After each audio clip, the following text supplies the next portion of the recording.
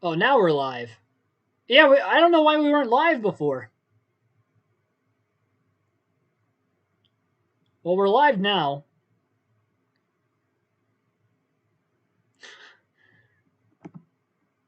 There we go. Now the live leaderboard's back. I've been commentating like the first. You guys won't know, but I was literally commentating the first 4 laps and all the action that was taking place through it. And you guys didn't have any clue I was even doing it. For some reason, it said we weren't live yet. And I was like asking you guys to communicate back in the chat with me to see if there was any commentary going on. And I don't think there was. Now it's there. Yeah, trust me. I've been watching the race. I've been commentating the race already. The first 4 laps. You guys just have not seen the commentary. I'm sorry for that. I don't know why it wasn't live. I thought I clicked go live. That's okay. We're here now.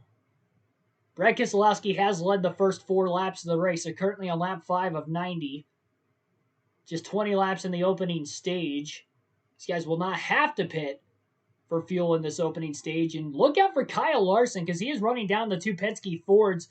Logano has had a lot of pressure since the very opening lap on his teammate Keselowski, and you just wonder if he might be a little bit faster.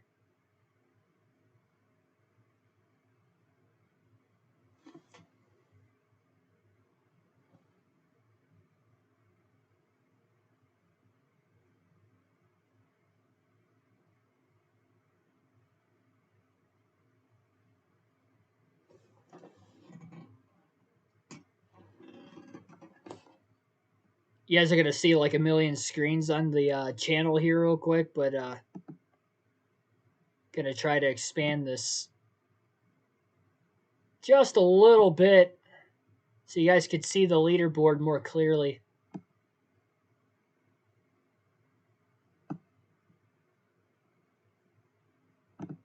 There we go. They are currently under a commercial break on lap 5.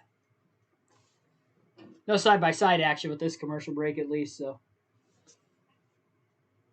let's see how that looks.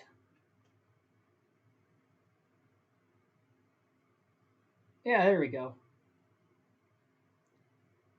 Works a little bit better.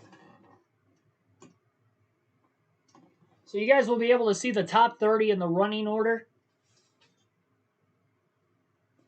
You can actually probably scroll the screen down a little bit more. That's okay. I'll just leave it where it's at. I'll leave it where it's at.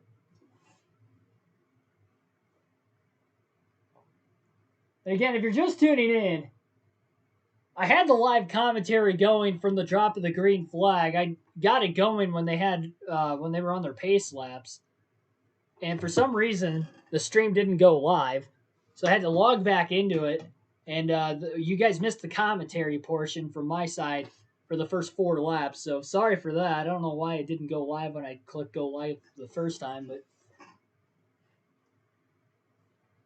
we are here now. They're currently under a commercial break, but we can still see these intervals live on your screen that you're watching right now. So you'll know exactly where everybody is running even when the live commentary is going through. I try to look at the chat as much as possible, but it's a lot harder to do so during the actual racing action. And I don't want anything to maybe even be spoiled either. Only missed 2 laps of the action. Logano's a lot closer to Keselowski, and Keselowski is sliding a whole lot more in the bus stop. Logano seems to be a lot more consistent through there, and I'm sure Keselowski's pushing the car really hard. And Joey Logano is all over the 22 car now. It's a 3-horse race. And there is going to be a competition caution at lap 10 as well.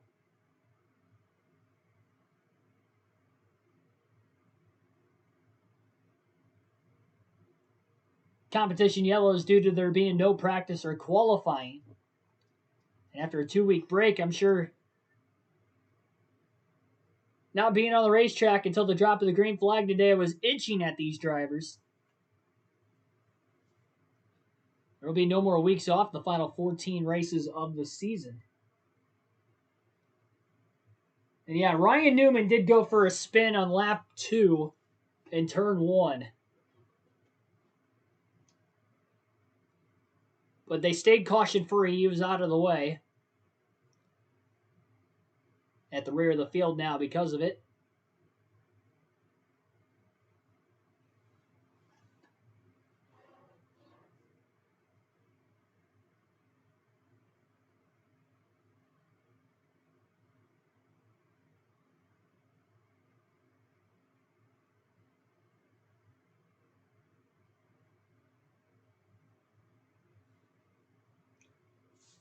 Welcome to the stream, everybody, by the way, too. I did shout you guys out at the very start. Kyle Larson fan, R6R6, Bob Mayo, 66, Oni, Tim Irvin, Patrick Shadley. I like donuts in NASCAR. Welcome to the stream.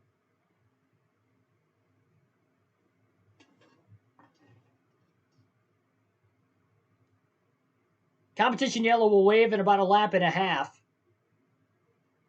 Once all the lead lap cars at least complete the 10th lap of the race. With this already being a shortened first stage, knowing we are going to have that competition yellow, that's going to be very interesting. Probably not going to see as many drivers pit at the end of stage 1. I think Keselowski is holding up definitely Logano and Larson, and that is allowing Martin Truex Jr. and Denny Hamlin to close in. The top 5 are within 2 seconds of the race lead. And while they're aggressive with trying to keep the pressure on in case there's a mistake or a hiccup by one of these drivers, especially Keselowski early on, with holding these guys up, they're not looking to make the pass knowing we're going to have a competition yellow here. And now 1 lap as they cross the start-finish line to get to lap 10.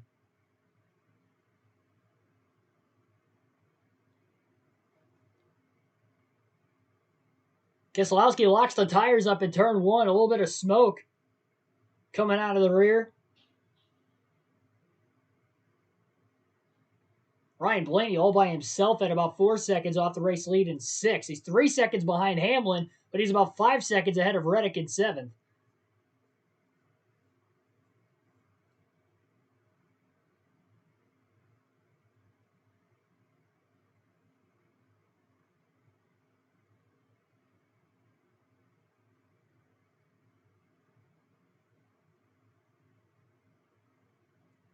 Custom NBC muted Keegan's commentary. Oh, there we go. Thanks for that, Patrick. As always, of course.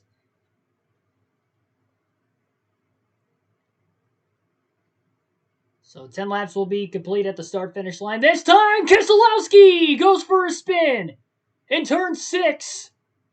He's been sliding around so much, and he pushed it just too hard. Logano kept the pressure on him and forced Keselowski into a mistake.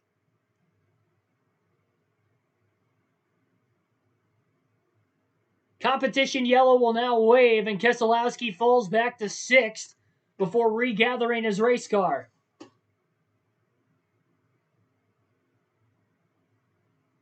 So Brad Keselowski spins in turn 6. He just overcooked the corner. We saw how loose his car was all the way around this racetrack, how slidey that race car was. Since the drop of the green flag, everybody gets through safely.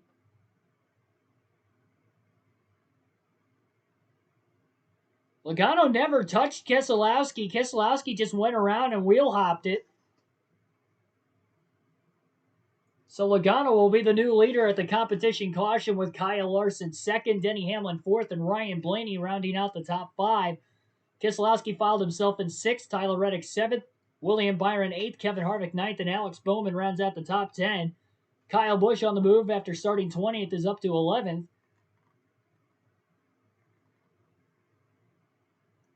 Chase Elliott, after starting at the rear, is already up to 19th.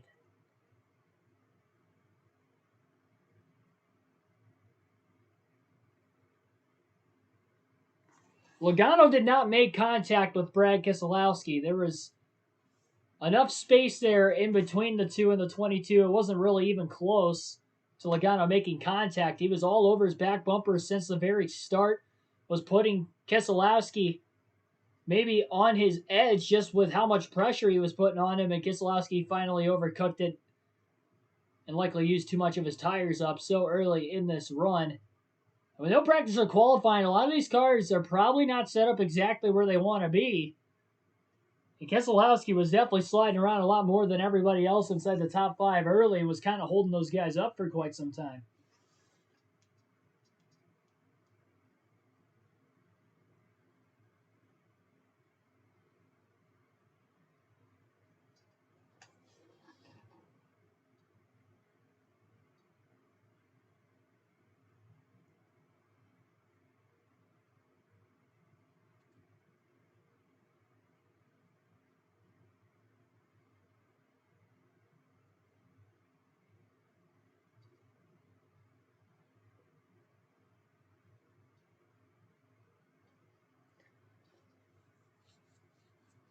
So Brad Keselowski going to come to pit road.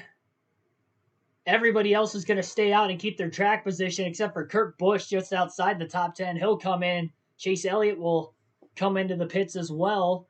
Trying to go off strategy with the leaders. Don't blame him after starting at the back. So pretty much the back half of the field will all come into the pits.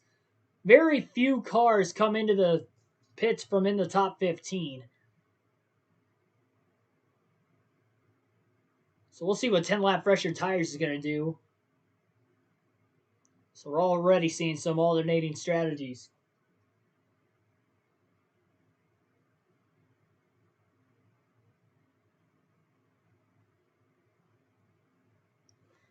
Keselowski easily wins the race off pit road, but nobody else in the top 10 came into the pits. Pretty obvious for Keselowski to come down after spinning. He probably used a lot of his tires up. And all that track position he had at the start of the day lost. So as far as the predictions went in the pre-race, right before we went live for the live commentary portion of the race right here, we mentioned that Brad Keselowski, or at least I mentioned that Brad Keselowski was not going to finish in the top 10 today. It was my predictions for him. Well, already spinning out and losing this track position has put him outside the top 10. We'll go off strategy with these fresher tires now, but I think he had to come in. I don't think he would have pitted if he was still in the lead at the competition yellow, or even in the top 5, really, but because he had spun, maybe could have flat spotted a tire.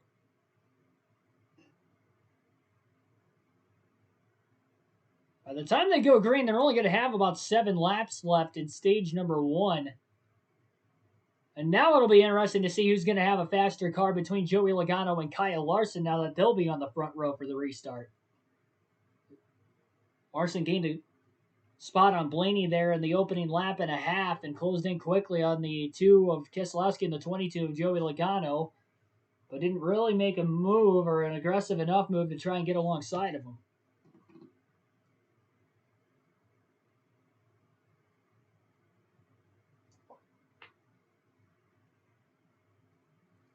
Yeah, I mean, the only reason they have the competition cautions is just because there's no practice or qualifying. They always did the same thing. If practice and qualifying ever got rained out in the past, they would have a competition caution for the teams to maybe have the opportunity to make an extra pit stop under yellow because of the lack of changes they were able to make to their cars during the week, or the race weekend, I should say.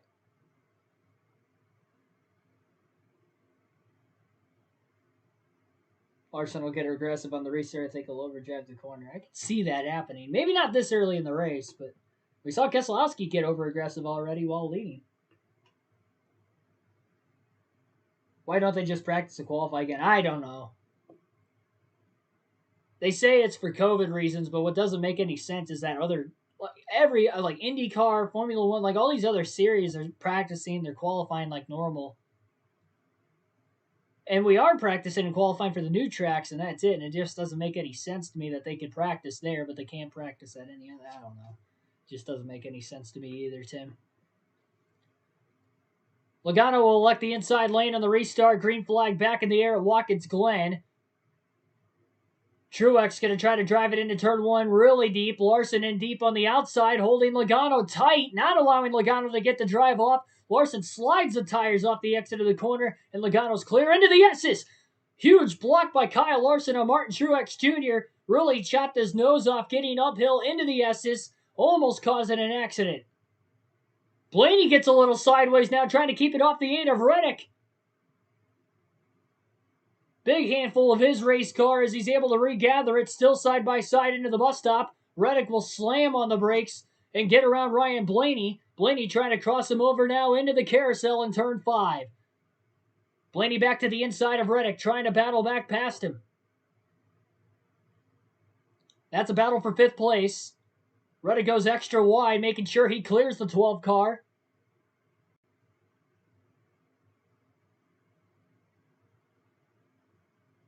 And Kyle Busch is already inside the top 10.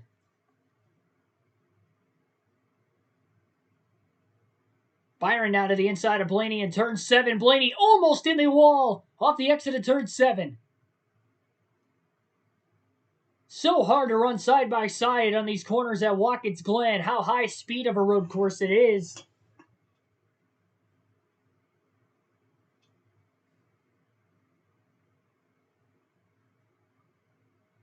Larson now keeping the pressure on Joey Logano, much like Logano was with Keselowski earlier. But Larson is sliding around a lot more than what Logano is. Really, every driver's sliding around. It's even Truex back in 3rd place off the exit of the SS got a little sideways. Staying in front of the 11 of Hamlin right now for 3rd.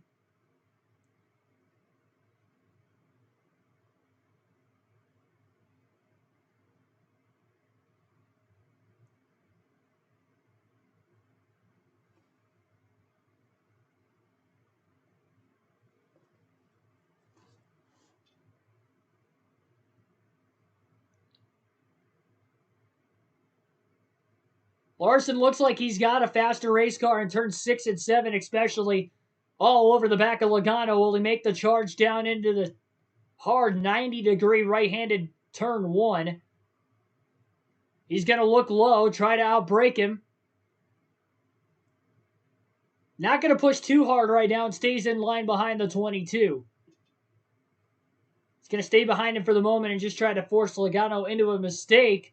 But instead, it's Larson who makes a minor mistake as he slides in the S's again. Seems to be where Larson's at his loosest is in the S's.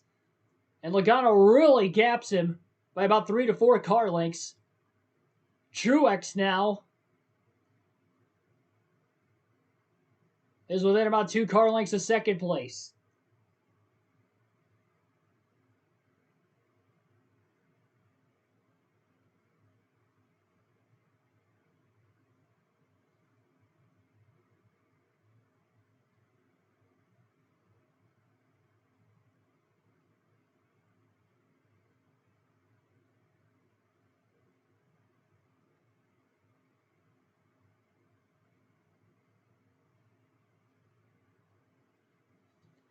Five laps to go in stage 1, this time to the start-finish line on the main front stretch.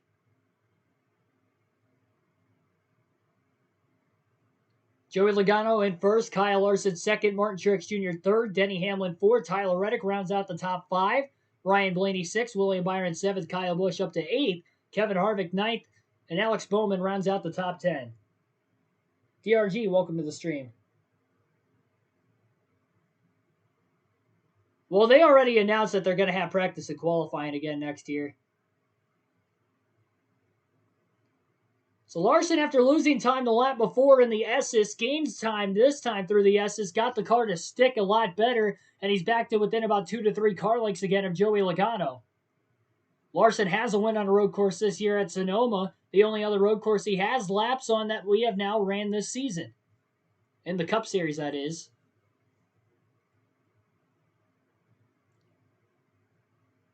Larson seems to gain a lot of time on him in turn 6. We'll see if he'll gain again on Logano this time. Actually, it looked like Logano ran pretty well there. Might have gapped him a tiny bit. Top 3 within a second of the race lead again. And nobody is getting away from one another.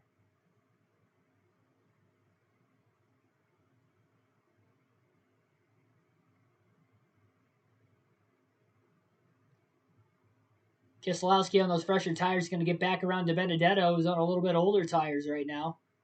This guy's still well outside the top 10. That was a pass for 13th.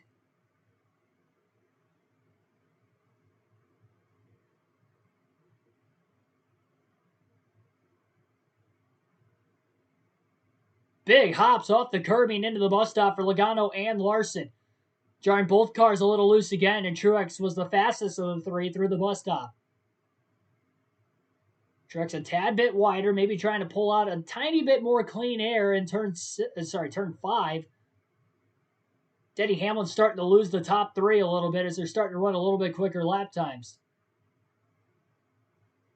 3 laps to go in stage 1 this time by. Who will get the playoff point? Nobody coming into the pits this time inside the top 5. We'll see Ryan Blaney comes into the pits from 6th. Harvick inside the top 10. He'll pit. DiBenedetto coming in. Remember, pit road closes with 2 laps to go in the stage. These drivers that are pitting now would not be able to stay out another lap because when the leader gets to the line with 2 to go, that's when pit road closes. They would not be able to make it into the pits before the leader hits the start-finish line next time around, so they choose to pit right now. Drivers that are close enough behind Logano and Logano himself, like Larson, Truex, and Hamlin, they can pit next lap. Reddick might be able to if he can stay close enough. He's 3.5 seconds off the race lead in 5th. So we'll see if guys like Logano, Larson, Truex will pit here, or if they'll still try to battle it out for that playoff point here in stage 1. Harvick had a much faster stop than Ryan Blaney on pit road. A little bit of time on the 12 car. Truex lost a little ground this last lap now. Larson is all over the back of the 22 into turn 6. Gonna go a little wide off turn 6. 22 and the 5 stay out. Truex will come into the pits, leaving it a 2-car race for the win in stage number 1. Truex will get to the commitment line before pit road closes. Larson makes the dive into turn 1. Hard braking zone underneath Logano. Off the curb, runs a little wide, and Logano gets a better drive off. Boy, did Larson go for it that time, but he failed to capitalize. And he's going to have to probably take an entire lap to get back to the 22 again. Will that be the move on the final lap of the stage in turn 1? William Nix, welcome to the stream. Indeed, what a battle between the 22 and the 5. Larson is faster than Logano, but cannot find a way to get around him. Logano held his line, gave Larson the inside, but Larson off the curbing couldn't stick the corner, which led to Logano holding on to the lead. 2 more turns and then a final lap to decide the stage 1 winner. Hamlin is closed now to within about 1.5 seconds off the race lead.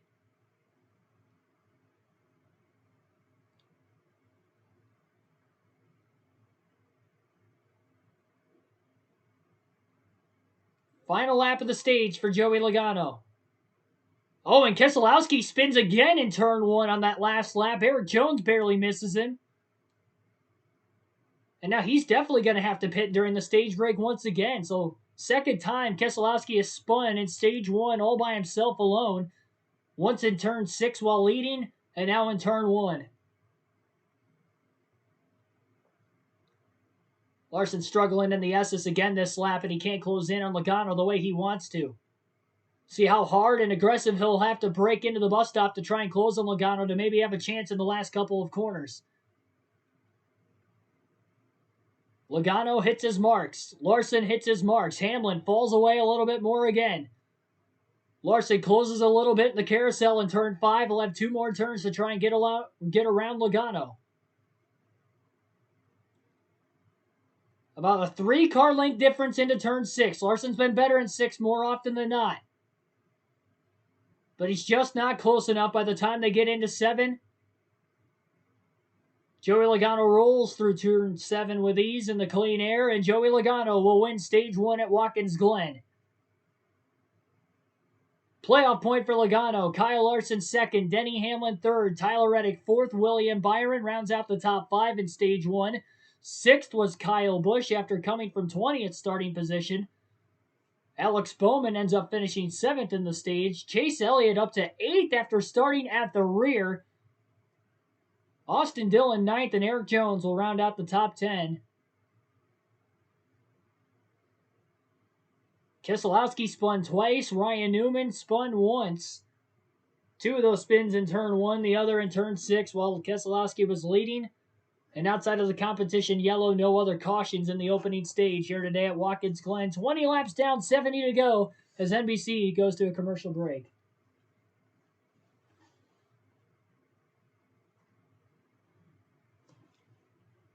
Hit that like button, everybody. We got 8 people watching here in the early going of the race.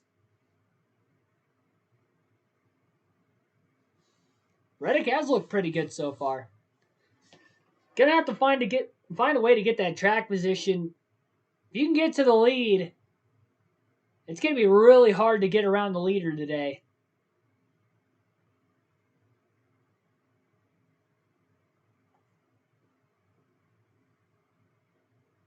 That's where this pit strategy is going to come into play. Let's go. James Davidson picked him on fantasy. He was 18th at the end of stage 1. That's actually not bad for Rick Ware car. I was looking at the point standings. James Davidson's ahead of Quinn Houff in points, and he's ran 7 less races than Quinn Houff. Tells you how bad of a season Quinn Houff has had. Starcom Racing has had this year, but yeah, James Davidson. He's not far behind Bilicki either. He's only like 12 points behind Bilicki coming into this race today.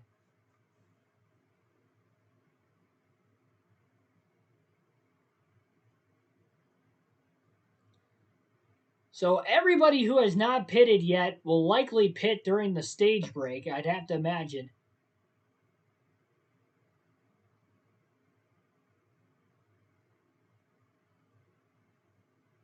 Oh, we see a lot of strategy on the road courses with or without stage racing. And I think that competition yellow, much like we had at Sonoma earlier this year, is a big factor in seeing probably more pit strategy in stage 1 than what we would have saw otherwise without a caution. I'll go through and tell you guys who I have on my fantasy team now that the race has started and you can't copy my lineups. I do try to give the best advice I can for fantasy in the predictions video, and I gave you guys 4 drivers that were must-haves that you should absolutely start. And the must-haves that I could make starts with those drivers, I did play. My prediction was Chase Elliott to win the race, and so far he's not letting me down. He got up to 8th place after starting at the rear in this race today, which is just insane. So here come the leaders onto pit road. 4 tire stops coming for the rest of the field who did not pit at the end of stage 1, nor the caution for the competition yellow midway through the stage. Chase Elliott coming into the pits as well. I'm sure everybody that pitted during the competition yellow is pitting right now as well. It's those drivers that did not pit in the final 3 to 4 laps of the stage that are going to stay out here and get that track position. Quick stop for the 22 team. Kurt Busch is going to win the race off pit road. Likely going fuel only. Remember, yes, fuel only for Kurt Busch. And that is because Kurt Busch had pit for tires earlier in the race. He pitted during the competition yellow. Josh Bilicki went fuel only as well to try and gain track position. He also pitted during the competition caution. So the drivers on my fantasy team today are Kyle Busch, Kevin Harvick, Chase Elliott, Kurt Busch, Ross Chastain, and Christopher Bell, with Bell starting off in my garage. And I got Chase Elliott to win, so obviously Chase Elliott for top Chevy. Top Ford, I got Joey Logano. Top Toyota, I've got Kyle Busch. And then manufacturer Chevy, obviously with Elliott winning, and then Hendrick with Chase Elliott possibly going to victory lane. The different statistics you guys will see on your guys' screen for today's race for this live stream will be what lap we're currently on, how many to go, of course, the elapsed race time, the average speed, the last lap speed, on average by the field, and then each individual statistic for these drivers. The leaderboard, obviously, for the top 30 you guys are going to see on your guys' screen. The last lap by each of those 30 drivers. The best time that they have had in the race today with the best speed, and then what lap they ran their fastest lap. The cautions, as you see right there, competition yellow at lap 10, end of the stage at lap 20. No cautions for incident so far. And the different leaders and the different lead changes. Keselowski led the first 9 after spinning for the lead in turn 6, giving the lead to Logano, who led every lap to the end of the stage. And then Kyle Larson leading a lap on pit road during the stage break. Blaney's Jackman tripped, so he had a slow pit stop under green. Gotcha. I was wondering why he had a slower pit stop. I didn't know that. I noticed Kevin Harvick came out ahead of him, and Harvick was like 3 positions behind him when they came into the pits. I was wondering how he lost so much time. But I'm thinking that Harvick and Blaney are going to restart on the front row. Unless there was anybody that stayed out of the pits that pitted during the competition caution.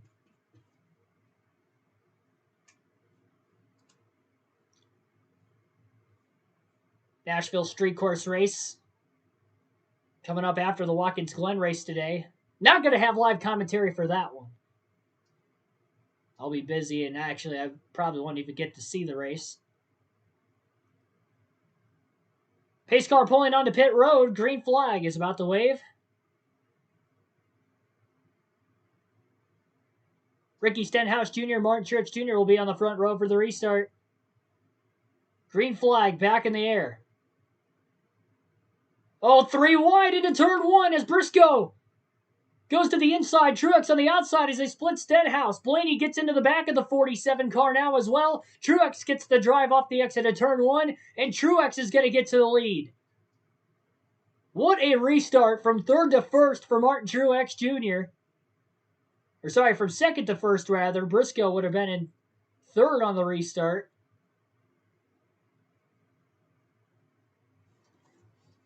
Stenhouse probably got caught by surprise at how aggressive those 2 guys were to get around him.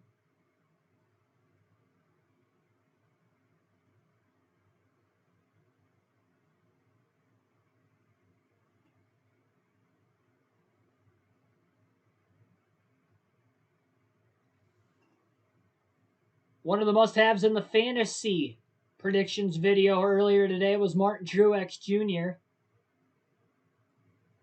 He is leading his first lap of the race at the start-finish line this time by early in stage 2. Who is R.C. Anderson? I have no clue. Is he racing today? Yeah, I have no clue who he is. Probably a road course regular from another series. Oh, wow. Kurt Busch went really sideways in turn 1. It's amazing how much these curbs throw these big, heavy stock cars. But you have to hug them as much as you can because that's the fastest line around the racetrack.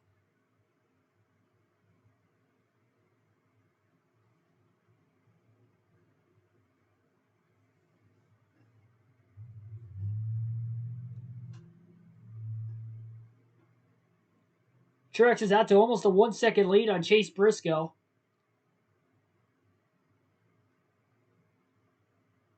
Harvick and Blaney, by the way, were the first 2 off of pit road of the drivers that pitted right before the end of the stage, but they restarted 4th and 5th. Behind the 19, the 14, and the 47, who all stayed out of the pits. They should have enough fuel if they saved enough under the cautions for both the comp yellow and the stage break. They should make it to the end of this stage. Or at least a couple laps shy of the stage, which is where they need to go if they wanted to short pit there as well, like most of the drivers did in stage 1.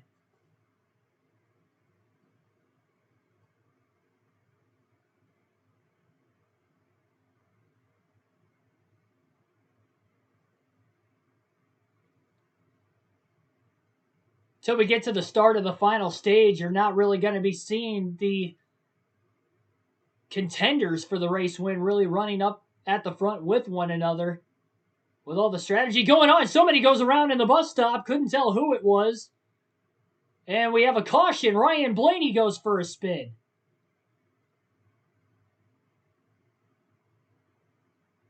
So Blaney spins in the bus stop. That'll bring out a yellow. But the caution is actually for the 51 car who has stalled on the racetrack. That's James Davidson. So James Davidson has stalled in between turns 6 and 7. That is why we have a caution, which is perfect for Ryan Blaney, who went for a spin right before the yellow. It would have been more perfect if it came out behind, or sorry, in front of him actually spinning.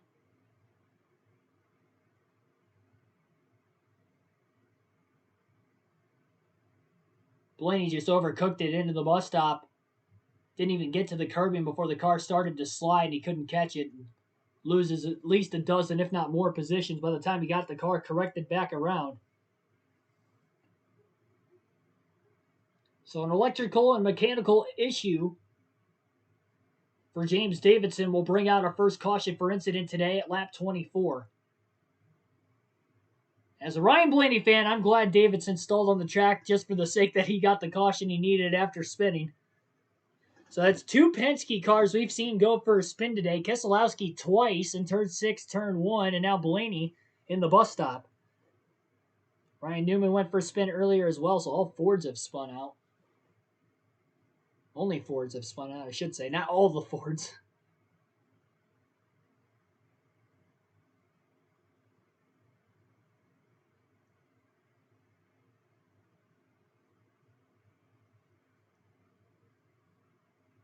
Newman to Starcom confirmed. I didn't even see that in the chat earlier. That's funny.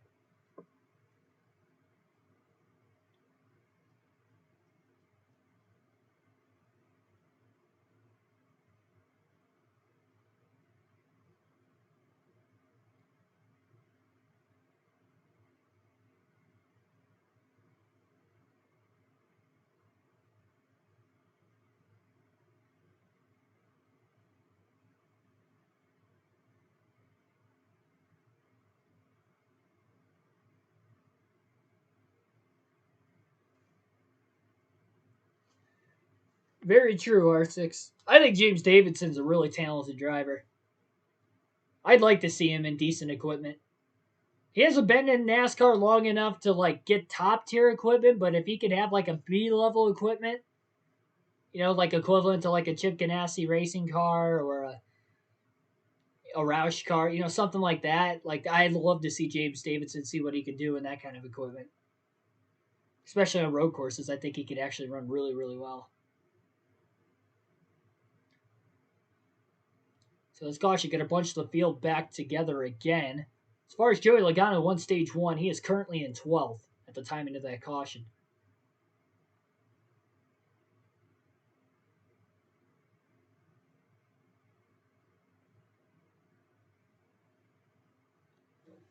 They're back for the commercial break right here. I'm sure they're about to go green as Davidson's car has been pushed off the racetrack. Lights are still out on the pace car. Pit road is going to be open this time by, though.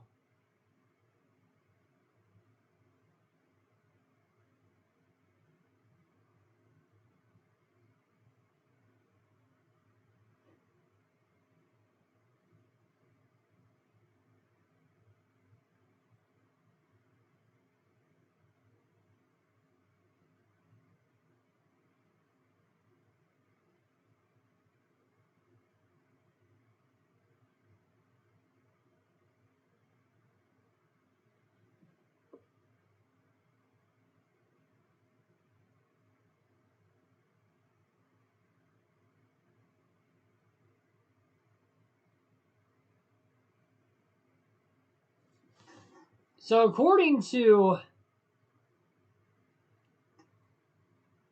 Steve Letarte in the NBC broadcast booth that he expects everybody can make it on one more pit stop. But I still doubt that that's going to happen. I mean, I imagine that they can make it on one stop, but I just don't know how many drivers are going to actually try that.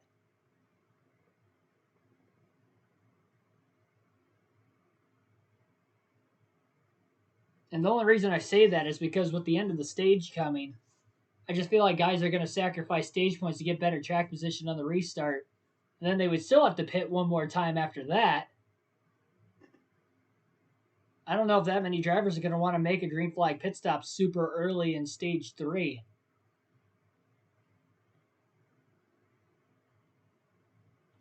Because if we get an early caution in the final stage, all that strategy basically goes out the window anyway. So I don't know how committed drivers are going to be, teams are going to be through that.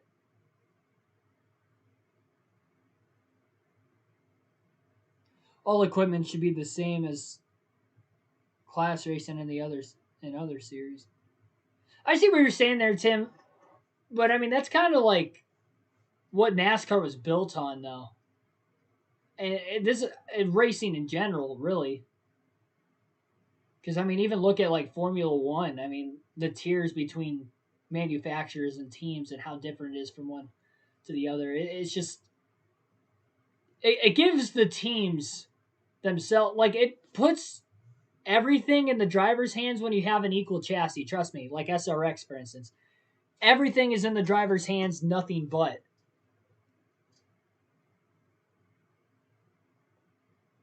But in a race that is long enough to have pit stops or their strategy to be put in play, I just don't think it should be like that just because you're not like, I mean, these teams are putting so much money. And yes, it would save money too, I guess, if you put it that way. But there would be a lot less jobs in the shop too. If everything was the same, you're not going to have all these specific chassis.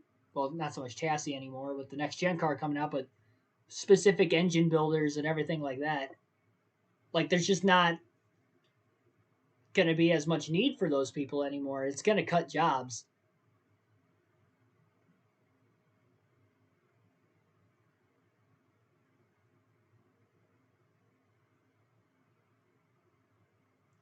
Pace car going to pull onto pit road. It'll be Martin Truex Jr. and Chase Briscoe on the front row, with Truex electing the outside lane. Briscoe will be on the inside. Good restart for Martin Truex Jr. Chase Briscoe spins the tires, trying to hold up Stenhouse. Christopher Bell going to go up the middle now between Stenhouse and Matt DiBenedetto into turn 1, 3 wide. Briscoe kind of gets shoved out of the way as the 20 still on the outside. Harvick's up to second place now. Bell going to have to let Briscoe go to follow himself in line in fourth. DiBenedetto aggressively gets around Stenhouse, sending it into the S's, and DiBenedetto's now in the top 5.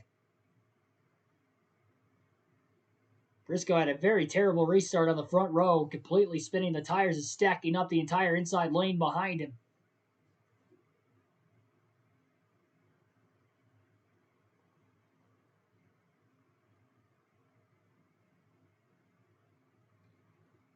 That's very true, Dick. That is very true.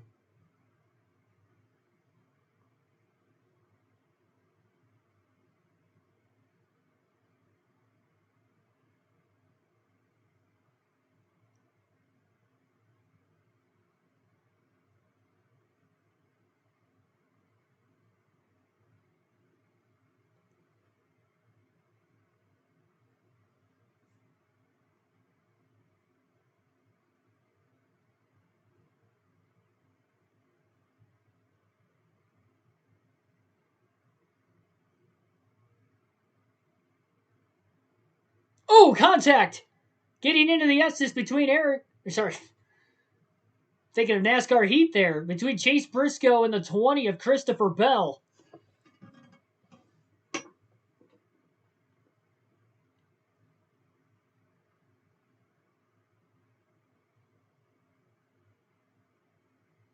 Allows Matt DiBenedetto to close in on both of them. Bell did complete the pass on Briscoe even with the contact. There doesn't look to be a tire rub on either one of those two cars, but we'll have to keep an eye on them just in case there is and see if they might have to go off strategy even more in pit in the middle of the stage. It was well after turn one. It was more on the entrance to the Estes where Briscoe was running out of room on the curbing and didn't want to get stuck in the guardrail, so he kind of forced his way back onto the racing groove, and with doing that got into the left side of the 20 car of Eric Jones. Christopher Bell, sorry, I said Eric Jones again. I don't know why I keep saying Jones. I think it's NASCAR heat screwing my brain out because it's still last year's game.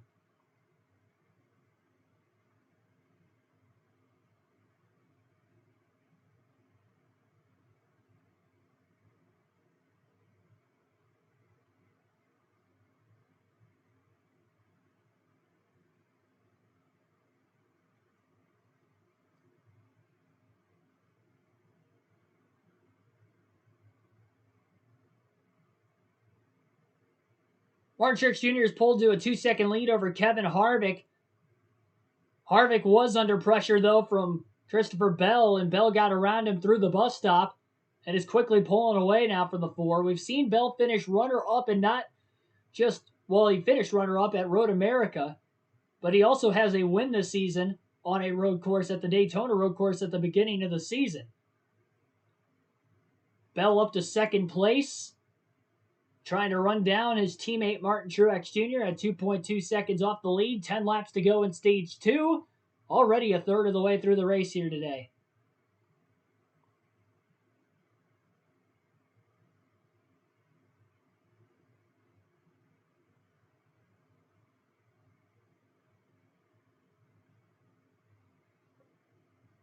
Chase Elliott coming into the pits with 10 laps to go in stage 2. Not sure if this is on strategy or what the issue is.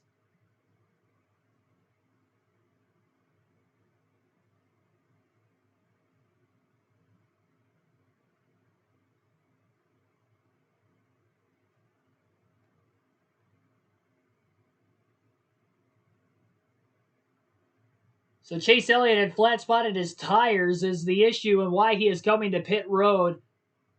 He locked the tires up in turn 1 in the middle of the pack there a couple laps ago, and now not wanting to risk a tire failure, he is going to be at the back once again, and all that track position he made to get inside the top 10 in stage 1 is lost once again. Now, because it is a road course, he is still on the lead lap, so he doesn't have to worry about going a lap down, but he's about 56 seconds off the race lead. And he will not be able to be on the same strategy as far as pitting at the end of the stage if anybody decides to do that. So he has to be committed to staying out to the end of the stage now.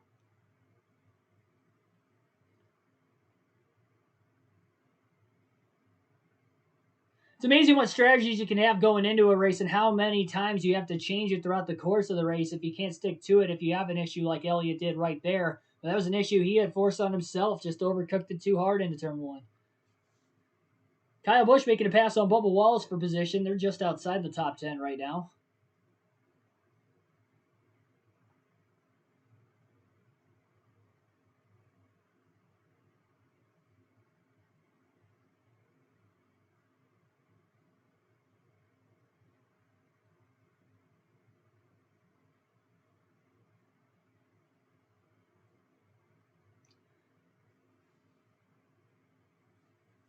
Austin Dillon has not been that great so far today. He's been outside the top 10 all day long. And now Bubba Wallace locks his tires up in turn 7.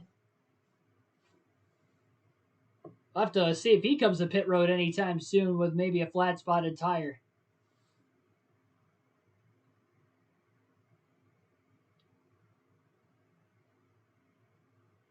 Tyler Reddick scored some much needed stage points as far as that bubble battle goes as well, finishing 4th in stage 1 already. Stage points that Austin Dillon was not able to score.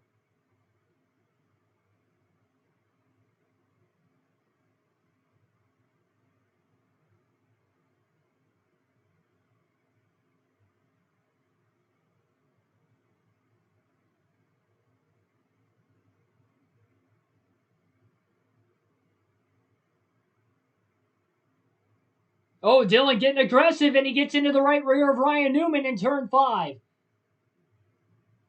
Car's almost into the outside wall off the exit of turn 5 as well of William Byron and Bubba Wallace.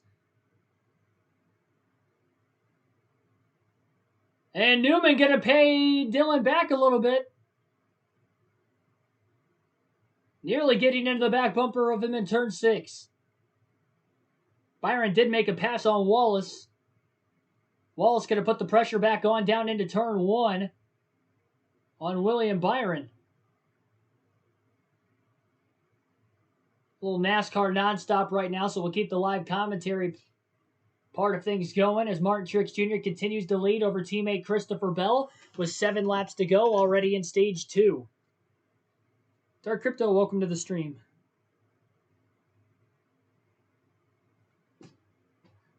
Could be possible, William. Could be possible. Stenhouse holding up Denny Hamlin right now. Hamlin putting a lot of pressure on him. Stenhouse still inside the top 10 in 9th place. Stage 1 winner Logano is 1 spot ahead of that in 8th. Kyle Larson had got around Logano on the last restart and is in 7th. As far as the faster cars go with the 22 and the 5.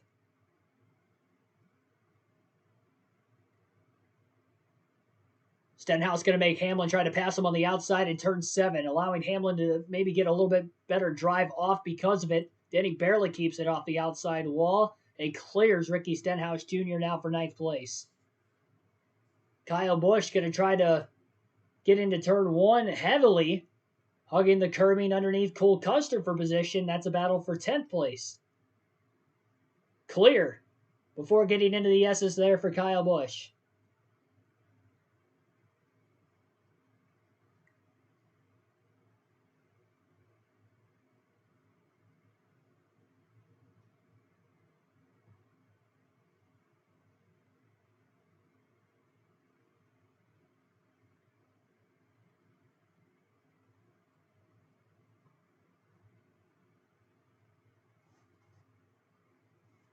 Looks like Eric Jones kind of missed the bus stop a little bit. He went really wide.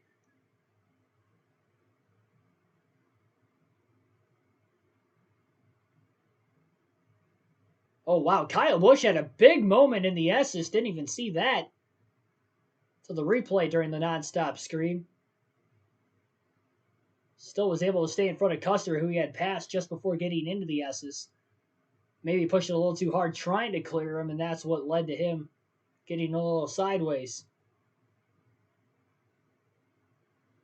Top 5 is more spaced apart now than what they've been at all in the first 35 laps of today's race at Watkins Glen for the NASCAR Cup Series. Currently, the top 10 runs Martin Truex Jr. in the lead, Christopher Bell 2nd, Kevin Harvick 3rd, Chase Briscoe 4th, Matt DiBenedetto rounds out the top 5 with Ross Chastain in 6th, Kyle Larson 7th, Joey Logano 8th, Denny Hamlin 9th, and Ricky Stenhouse rounding out the top 10.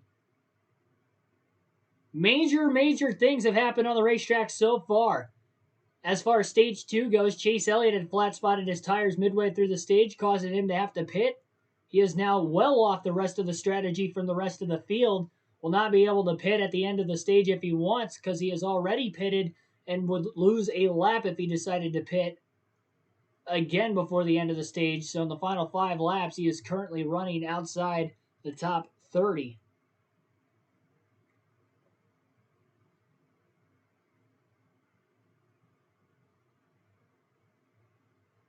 Brad Keselowski had also spun from the lead back on lap 10 earlier in the race as well in turn 6.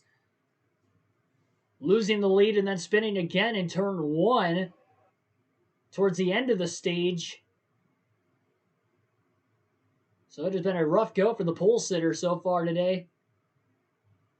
Driver that I mentioned would not finish in the top 10 and expected him not to run well.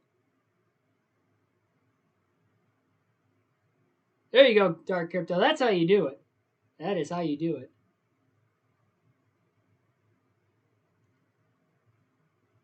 They're going to have 3 laps to go in stage 2 this time by.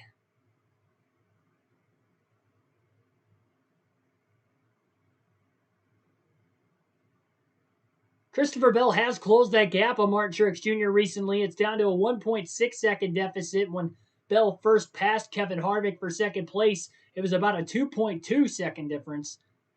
So the 20 seems to be a little bit faster than his teammate in the 19 who was leading. Aggressive battle back and forth for 15th between the 3 of Austin Dillon, the 23 of Bubba Wallace. Dillon passes Wallace through turn 6. Wallace pushes hard into turn 7. And Wallace is coming into the pits. So he'll be one of the drivers to pit before the end of the stage. He's got a little bit of damage around the left rear of his race car. A little donut. Might have made contact with somebody.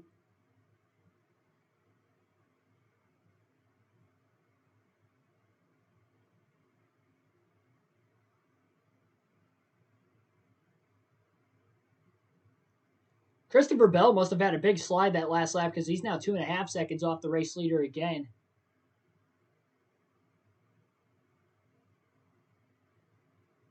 Still in second place, though.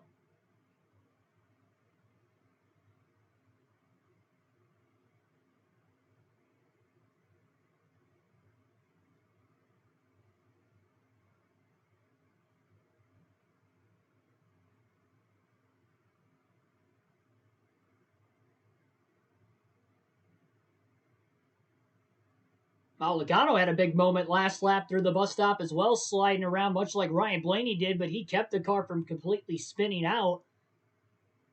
Kyle Busch almost got the wall off turn 7. He's pushing hard as well. Pit road is now closed, by the way. 2 laps to go in stage 2. I think Matt DiBenedetto overdrives the car in the early going of a run, and that is why he only has a short run car and never has a long run car. I think it's more he burns the tires up, especially on road courses, in the first 10 laps, that it's not so much the car, and I think it's more the driver just using the car too much early in the run. I feel like he tries to get 100% out of the car every lap, and when you're in the Cup Series, it's just not going to work out that way, especially when it's a longer race. You got to take care of your equipment a little bit more. A little contact also a couple corners ago between Denny Hamlin and Joey Logano as they were side by side through the bus stop. Being at many races in person, I always noticed that when Denny Hamlin and Joey Logano are racing close to one another, they race the absolute heck out of each other. I mean, they are very close to making contact almost every time, and right there, in that instance, a few corners ago, they did make contact. The bus stop, probably the hardest corner of any to run side by side around this racetrack, though. That and the S's, 2 toughest areas of the track. The S's, more high speed area of the racetrack. Car could get a lot lighter going in a steep uphill slope as well.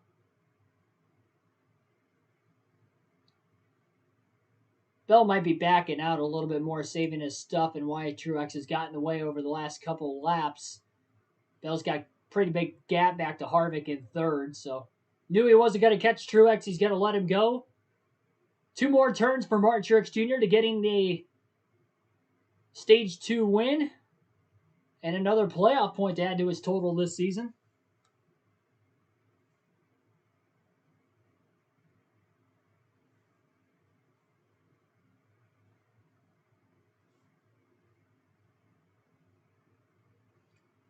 Taking Kurt Busch out of my fantasy lineup, guys. Green, white, checkered flag in the air. Martin Truex Jr. is going to win Stage 2 at Watkins Glen. Christopher Bell second. Kevin Harvick third. Kyle Larson fourth. Chase Briscoe rounds out the top 5. Ross Chastain 6th. Matt DiBenedetto 7th. Denny Hamlin 8th. Joey Logano 9th. And Kyle Busch rounds out the top 10 in Stage number 2. These guys will not be able to make it on fuel if they pit during the stage break. So I'd have to assume a lot of these drivers are going to stay out of the pits during the stage break, restart on these older tires, and then pit as soon as that window opens to the end of the race on fuel at the beginning of the final stage. That's what I'd assume is going to happen. If you're a guy like Chase Elliott at the back of the lead lap after having to pit midway through the stage under green, you do opposite. If everybody pits here, you stay out. Try to get track position, knowing he is on the lead lap. And if most of the cars end up staying out, I think you got to pit. Easier to pit, too, with being at the back of the pack than to not pit.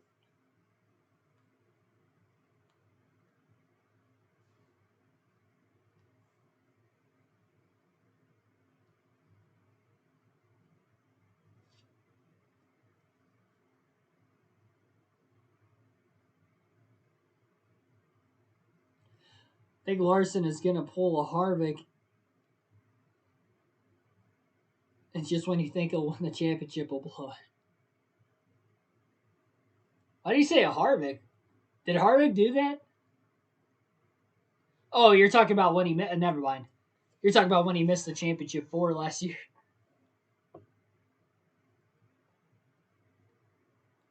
Larson hasn't looked his dominant self though the last couple races really. From the finish of Road America forward, he hasn't really looked himself until today. But he definitely looks like he's got one of the fastest cars in the field today, and he is wheeling that race car. And I think our mid-race report would say Kyle Larson is definitely a contender for the win in this race. I honestly think he's got the fastest car in the field. Logano's a close second, but I think Larson's a little bit quicker.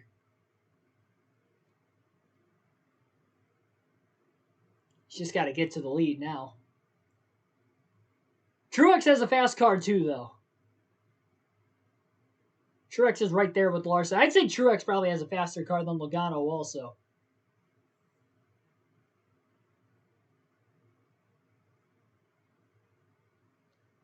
I'd probably say it goes Larson, Truex, Bell, and maybe Elliott, but we don't really know because Elliott hasn't been in the top 5 at all today, so we haven't really seen much of him to actually be able to physically tell how fast of a car he's got.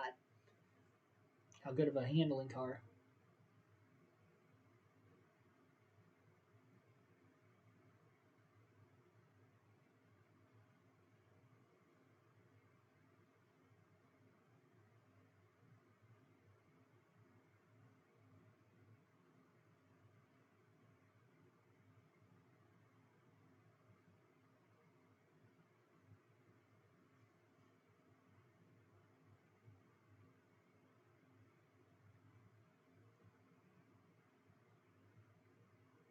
I realized Justin Newgarden wrecked in qualifying for the IndyCar race.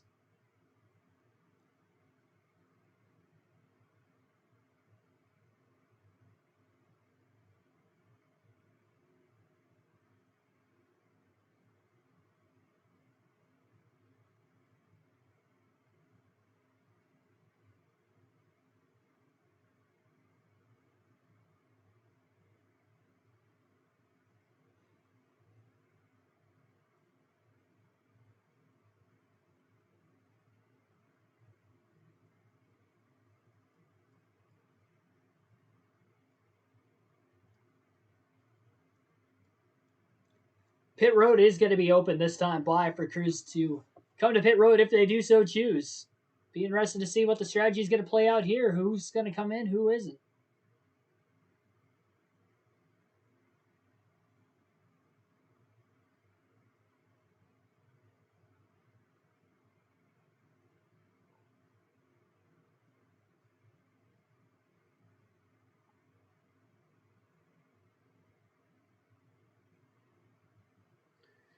Pick to win the championship is Kevin Harvick. Hey, there you go. Redemption from last season.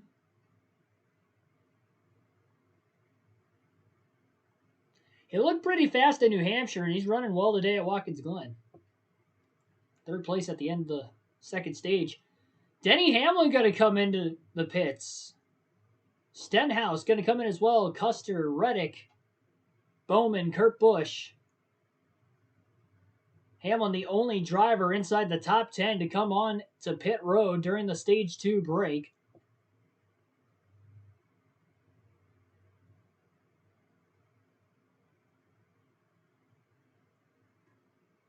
Can't believe this race is like halfway over already. Watkins Glen's always one of the shorter races of the season. Yeah, it's 90 laps. But the laps are so quick here compared to a lot of other road courses. It's so much faster, even though it's nearly 2.5 miles. I mean, you're running lap times barely over a minute. It's a fast road course.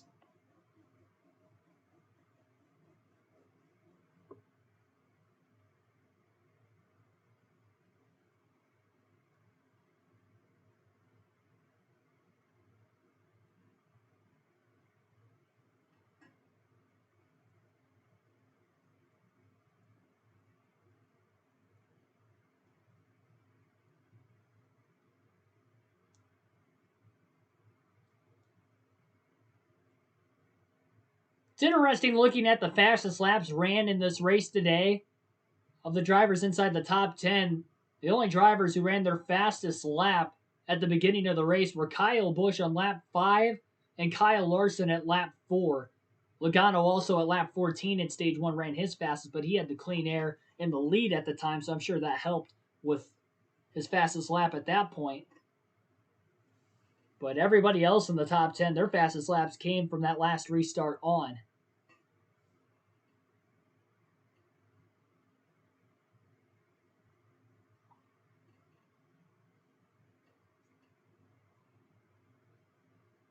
First two stages, each 20 laps. Final stage will be 50 laps.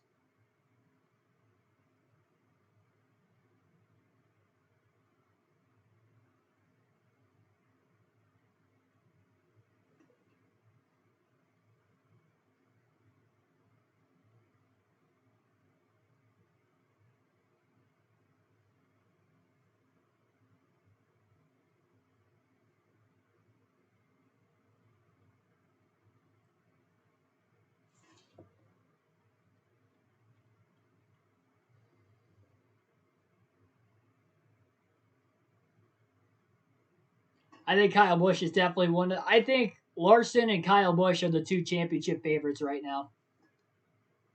I think those are the two guys to beat for the championship so far this season.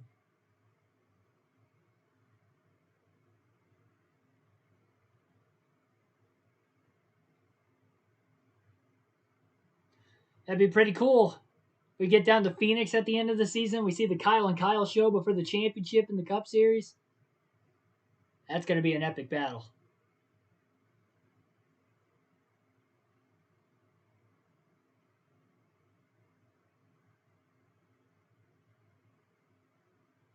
Lights are out on the pace car.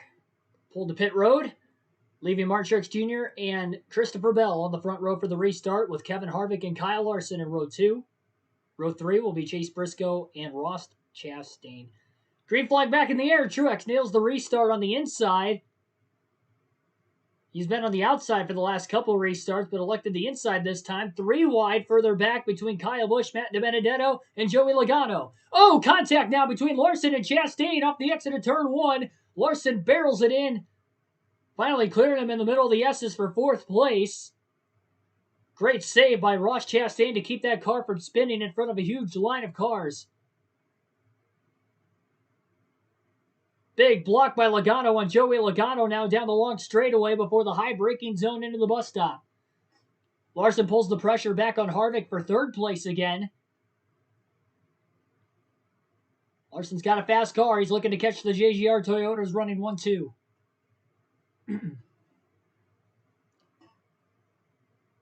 Harvick slides a little bit off the exit of turn 5.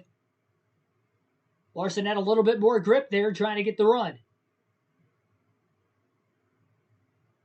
Larson's best corner in turn 6 allows him to get to the inside of Harvick into 7. Clears him with ease. Larson to 3rd. Truex almost in the wall trying to fend off his teammate Christopher Bell, who may have looked a little bit faster at times in stage number 2. Bell has the pressure now on the 19. And if they start to battle one another really hard, it's going to allow Larson to close in. Chastain will make the pass now on Kevin Harvick for 4th place. Harvick starting to go backwards. His teammate Chase Briscoe looking to get around him for 5th.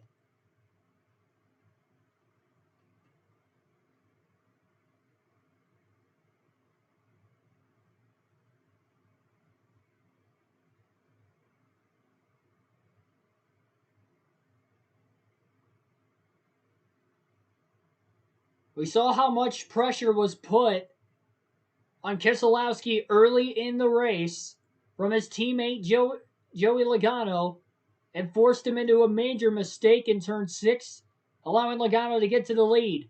That's the same type of pressure that Christopher Bell in the 20 is trying to put on his teammate leading the race, Martin Truex Jr. Stay all over him. If there's a mistake made, you will be the leader.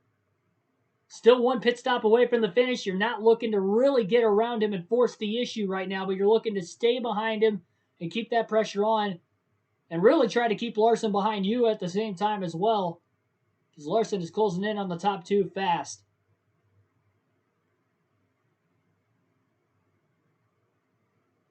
Larson did score the most stage points today with 16. Logano at the second most after winning stage 1, having 12. All of Truex's stage points came in stage 2 when he won the second stage. But it's the top 3 under a blanket into the bus stop, all within a half a second of the race lead. One driver trying to force another into a mistake. And I think the 20 and the 5 are faster than the 19 of Truex, which again is kind of what I expected coming into this stage. But track position is key.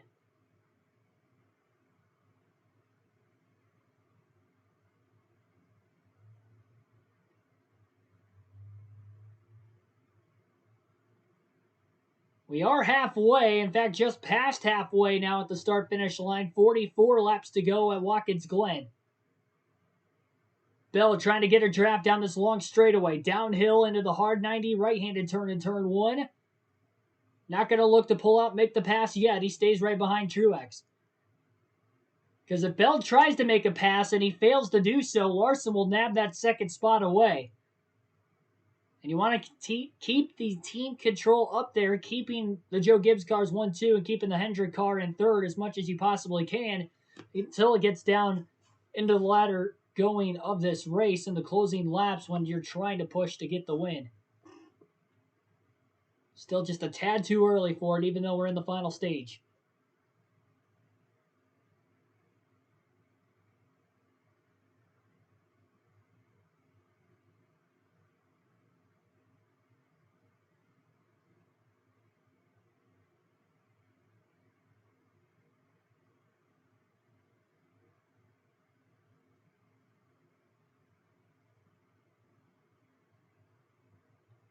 Truex slides in turn 6. That's the mistake. Same corner. Keselowski made a mistake earlier, and Bell gets to the inside. Side by side for the lead through turn 7. Larson goes low. Bell with the block almost puts him into the inside wall. Who's going to be the one to break the earliest into turn 1? Truex gets the drive on the high side and holds on to the lead. What a great battle for the top 3 positions. But no positions changed through that battle, at least for that lap. Bell again closes in the draft into the bus stop. See if he can put the pressure on. Turn 6 seems to be the corner where more drivers are making a mistake. Turn 6 and turn 1. Those are both hard 90 turns. One a left-hander and one a right-hander. Turn 6 the left-hander. Here they come again. Bell trying to get the run. Truex again kind of sliding the rear tires. Not as much as he did the lap before, and he'll stay in front of the 20 of Bell. Bell trying to back up turn 7 to beat Truex back to the gas. Not going to do it. He's going to have to stay in the draft. Truex beat him off the exit of the corner to lead the lap at the line. Bell pulls low, but mainly it's to keep the 5 car in line behind him and not allow Larson to get to his inside more than it was to try and make the pass on Truex for the lead. And these top 3 racing as hard as they are is allowing Chastain back and forth to close in. We've seen 2 drivers right around the cutoff line win each of the last 2 races. Kurt Busch was on the cutoff line, first driver in on points going in to Atlanta 2 races ago, got the win in dominating fashion, leading the most laps.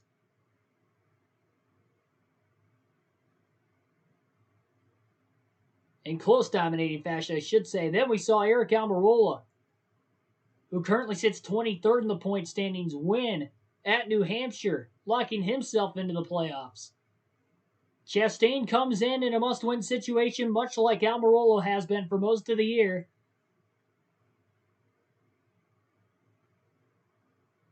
That would put both Ganassi cars in. That would bump out Tyler Reddick, who is the last car in as of right now.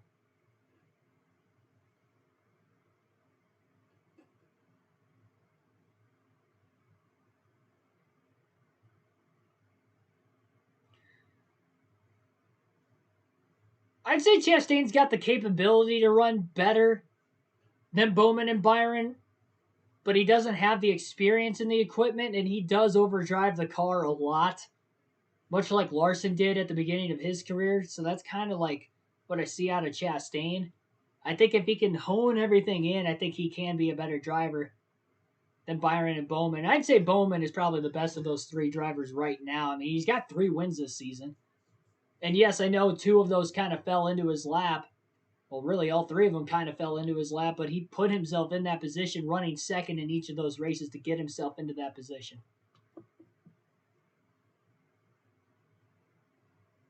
He won those races fair and square.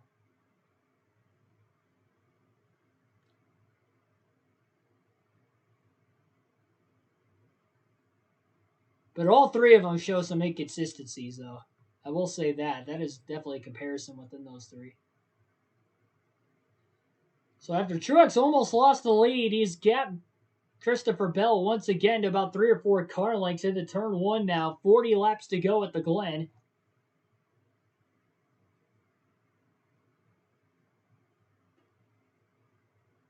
And actually, Chase Elliott being 13th is pretty good, all things considered, because he had to start at the rear, then he got up to 8th place, and then he locked the tires up midway through stage 2, which would have been about 20 laps ago from now, forcing him to have to make an extra stop under green.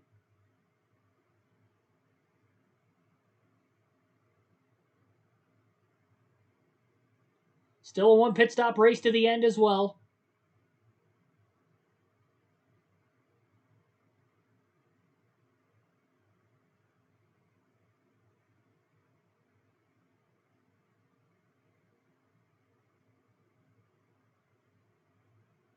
Bella's closed again, though, into turn 6 on Truex. Good battle for position between Ross Chastain and Kevin Harvick for 4th. Both cars sliding back there in turn 6 and 7 as Chastain tries to hold Harvick off. Harvick had a bad restart, but he's finally starting to settle himself in, and Chastain, who was closing on the top 3, no longer is closing. Truex has a little bit of tire smoke coming out of the rear, maybe locking the tires up a tad into turn 1 that time. We are getting towards the end of this tire run.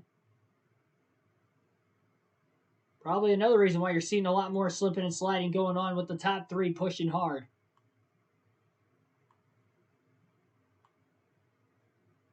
Elliott up to 11, putting the pressure on DiBenedetto now for 10th place through the S's.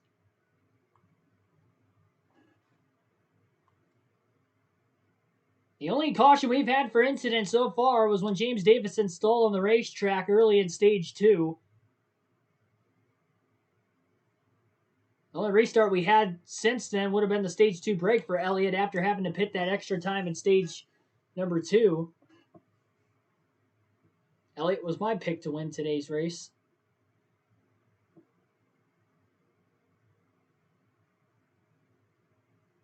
Elliott up to 10th.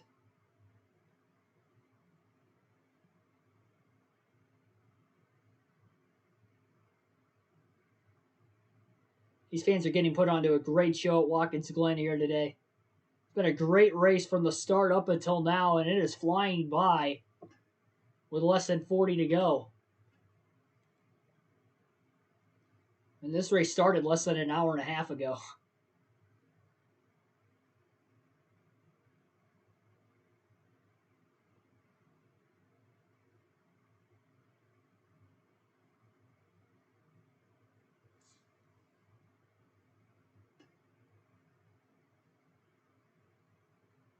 Ooh, Larson Almost cut the corner in the bus stop. He ran maybe a little too low than what he wanted to and lost some time to both the Joe Gibbs cars in front of him.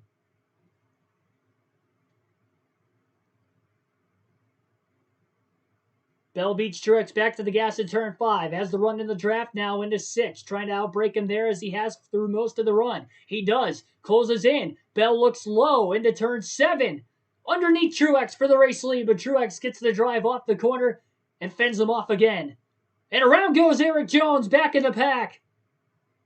Contact with the tire barrier, I believe in the carousel in turn 5. He is stopped, and we'll have to see if he can get the car fired back up again. If he can't, we're going to see a caution. And that would be a caution that Chase Elliott would need to possibly get back into this.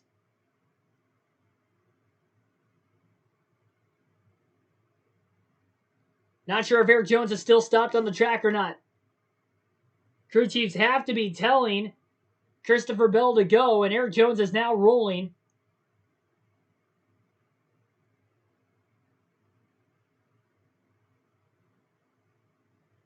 So Jones is rolling again. Will stay green. He had a pretty good day going for him. He's been in the top 15 for most of the race. Unfortunately, that will come to an end. He had some damage to the left side. Not heavy enough to knock him out of the race, but enough that he's going to lose his track position under green as well. And likely go a lap down, making those repairs under green flag conditions still.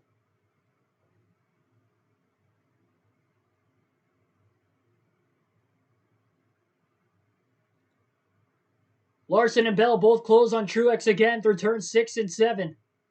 Larson going to pull low. He's going to try to pass Bell for second place into turn 1.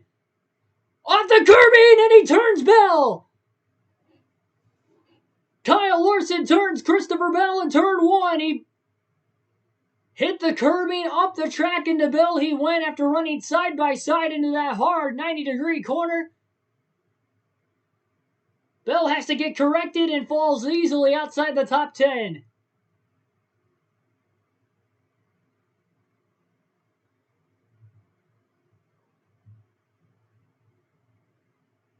Will stay green. You can see the tires were locked on Kyle Larson's car as he hit the curbing. It didn't look like Christopher Bell gave him a lot of room either. And that was just a racing incident right there, in my opinion. Larson locked up the tires a tiny bit, trying to keep it off the 20. But he was on the curbing when he made contact with Bell. Larson was on the curbing while Bell made the contact. I just don't think Bell gave him enough room. And it was just a racing incident, really.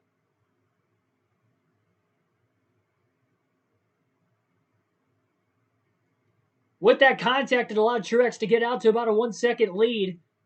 Ross Chastain and Kevin Harvick will be the first drivers to hit pit road from 4th and 5th. I guess 3rd and 4th after Bell had spun.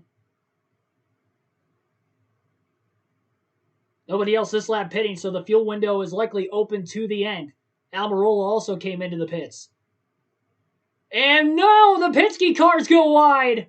Logano and Keselowski in turn 1 go for a spin. Keselowski has heavy damage to the right rear of his race car.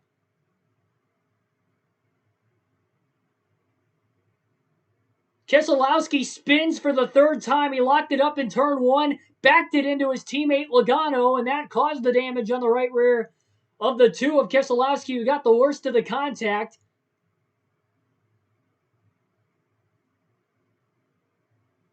Of all drivers he could have taken out, and actually there is quite a bit of damage on the 22 of Logano as well.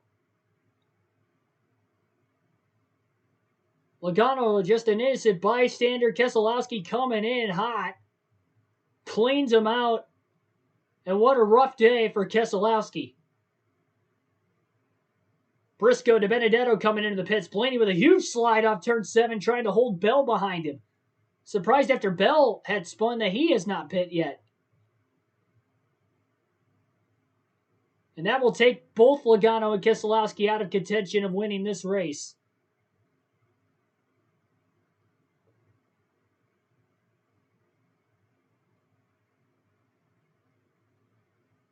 Larson starting to close back in on Bell again. He's within a half a second of the race lead. In the middle of green flag pit stops, but the top two still have to pit. Kyle Busch in third has to pit as well. He's 7 seconds behind the race leaders. Truck's a lot wider in turn number 5. Didn't really look like Larson gained it all, though.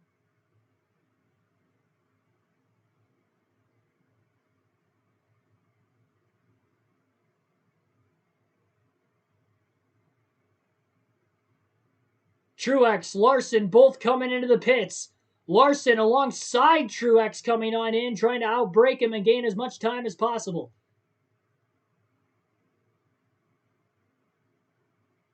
So Larson, Truex in the pits. Kyle Busch, William Byron follow.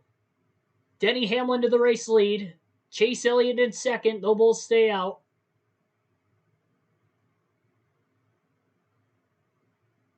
I don't think Larson knew Truex was coming in, but his strategy was probably going to be to pit at the same lap as him.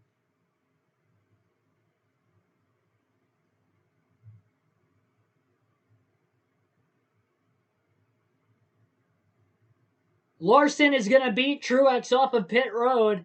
Hopefully they got all the lug nuts tight. It looked like the front tire changer was still trying to put the lug nuts on the car when Larson had taken off. But that was a very fast stop for Larson. And we'll have to see if they got the lug nuts tight on the right front. 32 laps to go.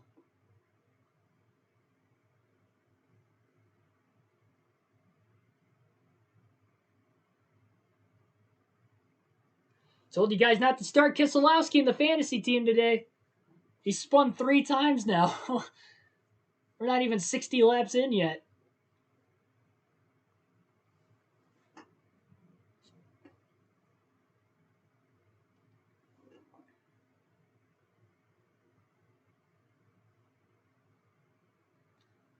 I'd be shocked if Logano's going to be the highest running Ford at the end of this race. Now for my bonus points for fantasy, I think Harvick will probably end up being the highest running Ford currently once everything cycles through.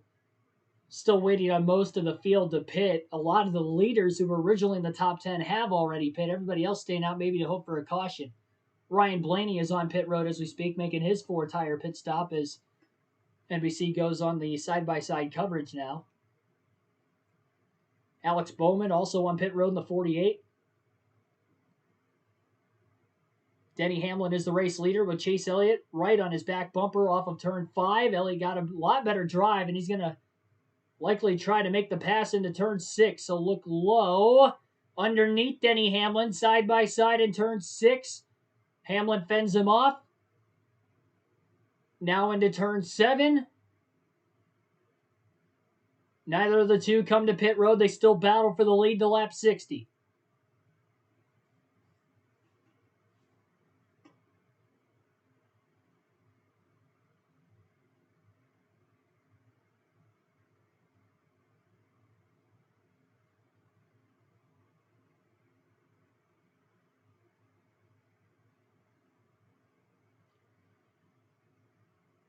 Elliott sliding around a lot, and the S is right there, allowing Hamlin to maybe gap him by about a half a car length or so. Elliott going to try to stay in the draft now down this next longer straightaway into the bus stop.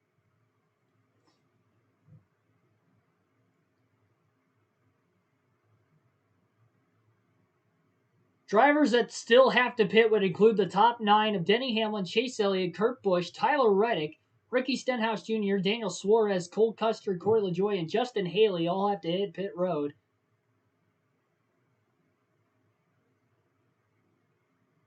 Still 1 pit stop left to the end. Though remember, Hamlin and Elliott had pitted during the stage break, so they could actually go quite a ways on fuel and tires, and you wonder if they might try to go as long as they can and then pit for fuel only in the final 10 to 15 laps. No, Elliott will pit now. So Elliott's done battling Hamlin for the lead. He'll come on to pit road, making his final stop of the day. He drove himself inside the top 10 before the pit stop started. Probably going to lose a couple laps, though, on those older tires for the few laps he was battling Hamlin as well. Surprised he didn't come into this pit stop sooner. Why he decided to pit then.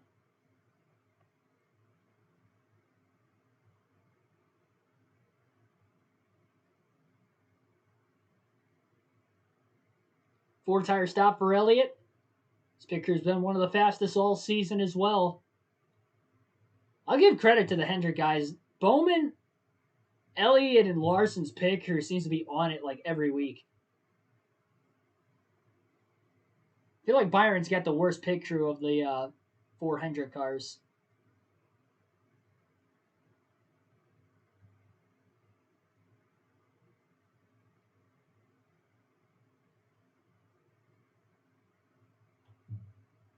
.30 laps to go. Denny Hamlin has a 9-second lead over Kurt Busch. Kurt Busch, I believe, pitted during the stage break. I know Denny Hamlin did as well, so these guys could go quite a ways on fuel. I'm assuming their strategy is stay out as long as you can. And if it stays green, maybe...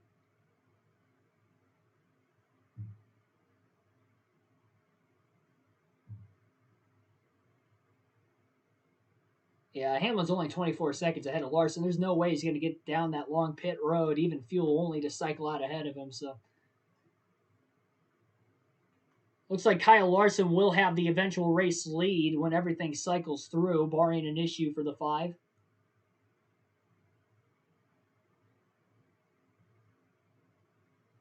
Larson trying to go for his 5th win of the season.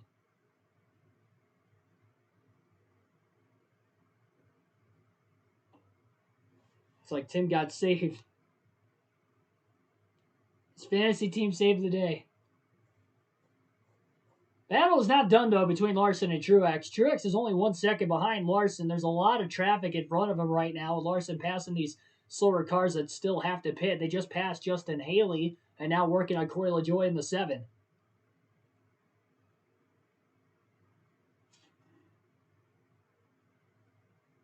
Cole Custer, Daniel Suarez not that much further ahead as well. Suarez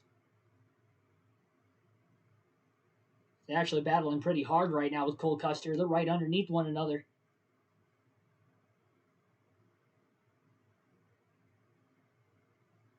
Kyle Busch would eventually be in 3rd place when everything cycles through.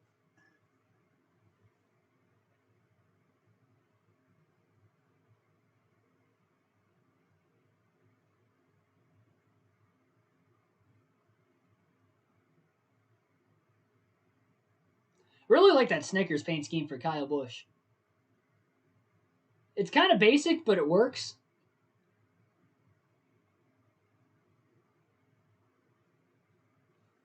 I don't know. I like it.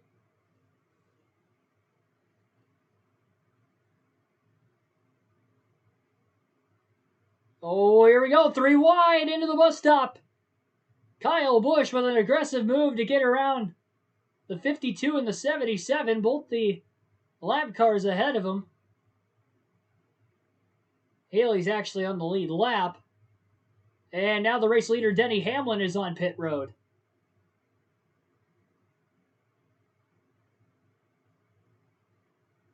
Kurt Busch now to the lead for the first time today.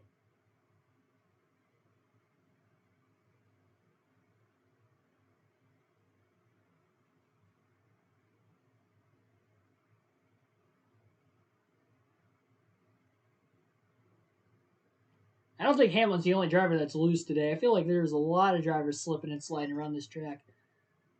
Cole Custer, Daniel Suarez also came into the pit, so that'll be an easy flyby for Larson and Truex, who are getting close behind both of those guys. Oh, Daniel Suarez is very slow on pit road. He might have ran his car out of fuel. Can he make it to his pit box? Because if he stalls on pit road, this is going to be a caution.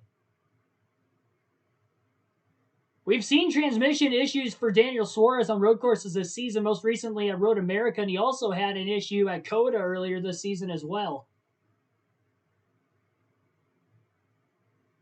And if they have another mechanical issue, that is going to be terrible. I'm thinking he might have ran out of fuel. He did make it to his pit box, so we will stay green. Midseason woes continue for Daniel Suarez. 1 lap after Denny Hamlin hits pit road, the new race leader, Kurt Busch, will come into the pits, giving Kyle Larson the race lead with 26 laps to go. So Larson is leading for the first time today. He's got about an 8/10 of a second lead over Martin Truex Jr. and about 7.5 seconds roughly back to Kyle Busch in third. Byron fourth. Chase Elliott will be in the top 5 once Corey LaJoie, who was the last car in the top 10, who still has to pit. Actually, LaJoie and Hamlin still have to pit. Sorry, LaJoie and Haley, not Hamlin. LaJoie in third, Haley in 8th will still have to pit. Everybody else on the lead lap has already come in. By the way, Brad Keselowski is a lap down in 35th right now, having to repair that damage after spinning into Logano under green.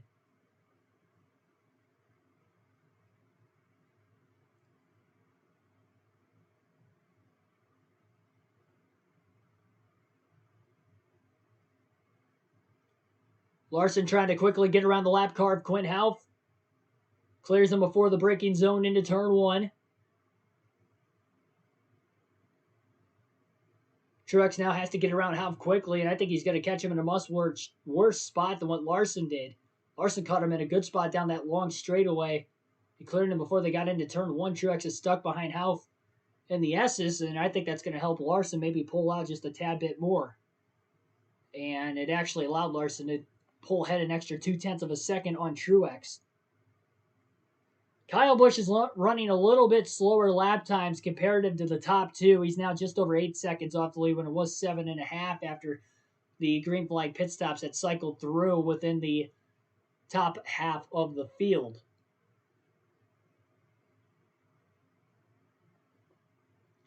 With 25 to go, it's Larson and it's Truex battling for the lead. Barring another caution that might bunch the field back together. It's a race between these two unless they take each other out. Larson already got into Truex's teammate Christopher Bell and had spun him around.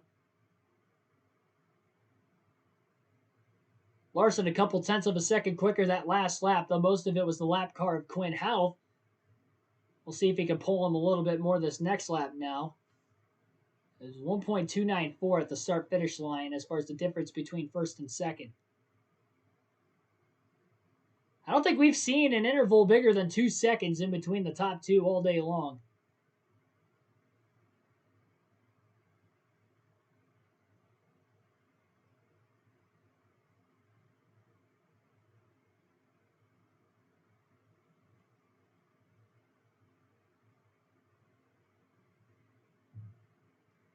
Now, Hamlin does have about 10 lap fresher tires or so compared to everybody else that pitted.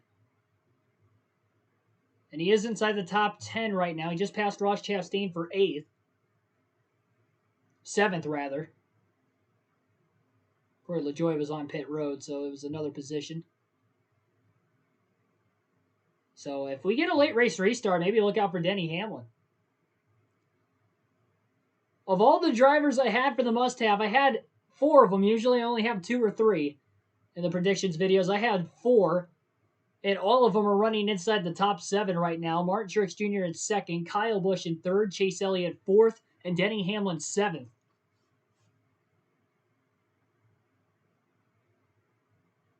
Elliott is actually closing in on Kyle Busch for 3rd place as well. Elliott was my pick to win. The sleeper picks, I had Kurt Busch and Ross Chastain. Chastain is in the top 10 and 8th as I had predicted, and Kurt Busch had just pitted. So he's got a little bit fresher tires than some of those drivers ahead of, well, really everybody ahead of him by about 10 laps. Much like Denny Hamlin is currently in 15th.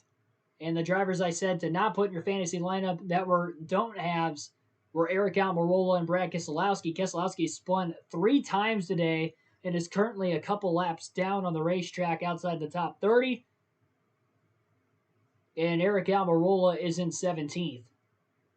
And has been outside the top 10 all race. So I gotta say, my predictions are pretty spot on so far today.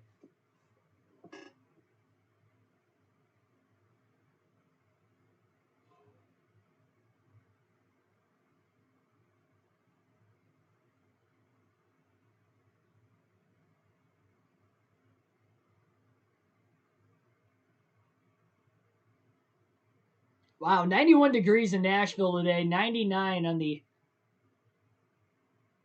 Oh, there's an issue for Denny Hamlin.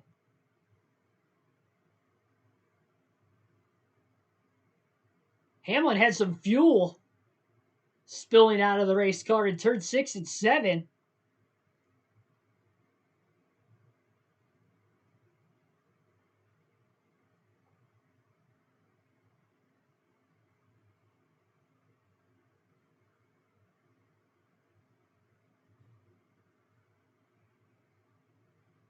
Could it be a fuel issue here for Denny Hamlin as well?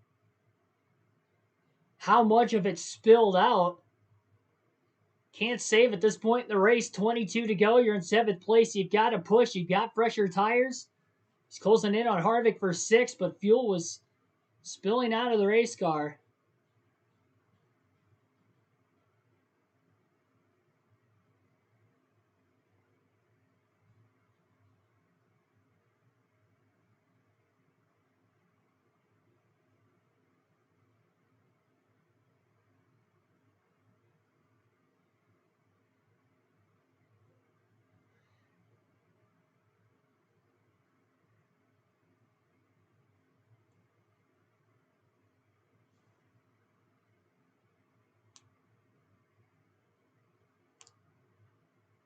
Chase Elliott's about 10 seconds off the race lead right now. He is very close behind Kyle Busch for 3rd, but I don't know if it's the airflow maybe that's disrupting the 9, knowing that Kyle Busch is in front of him, but actually Kyle Larson was quicker that last lap than Elliott still.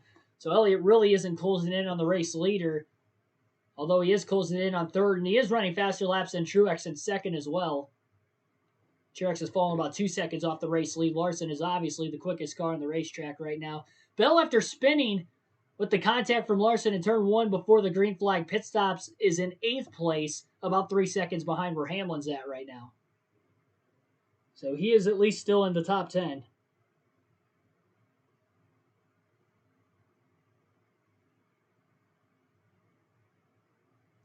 "20 laps to go at the Glen."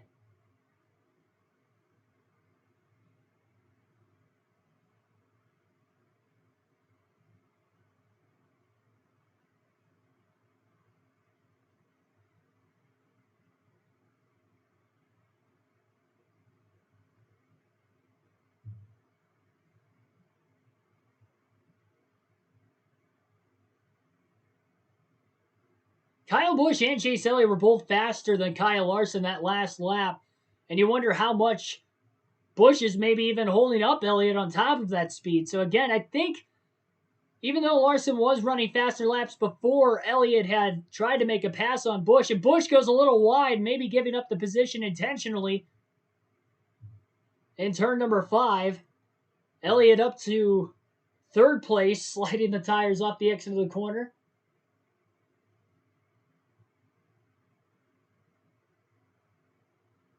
So Kyle Busch going to let Chase Elliott try to run down the race leaders.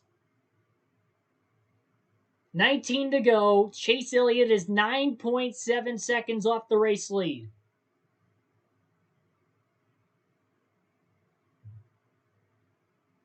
Elliott has definitely passed the most cars in the field today after starting at the rear due to failing inspection. And then he ended up flat spotting his tires in turn 1 at lap 30. Midway through stage 2, had to make an extra pit stop under green, putting him to the back of the pack a second time. He was outside the top 30 at the end of the final stage. So with 50 laps to go, Chase Elliott was outside the top 30. Now he is in 3rd place. He is within about 9.5 seconds of the lead. He is running faster lap times right now than Kyle Larson. But can he actually keep this pace up and not use his tires up? I mean, he's going to have to use his tires up. He's got to push hard to the end if he's going to want to catch him, but can the car itself hold up? It's a very high-speed road course with some hard-braking corners, a lot of passing opportunities, as we have seen throughout the course of the day, but still doesn't mean it's easy to pass either.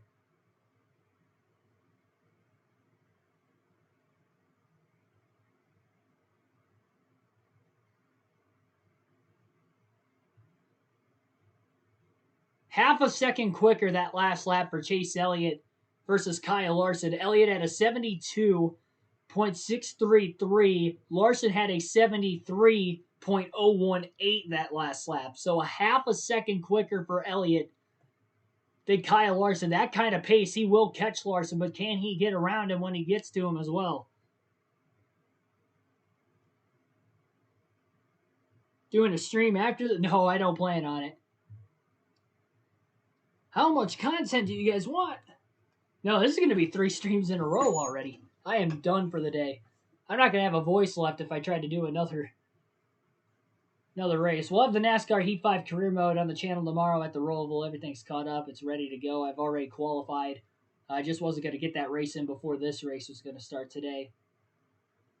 So we'll run that tomorrow night. Maybe a NASCAR 05 race during the day tomorrow as well.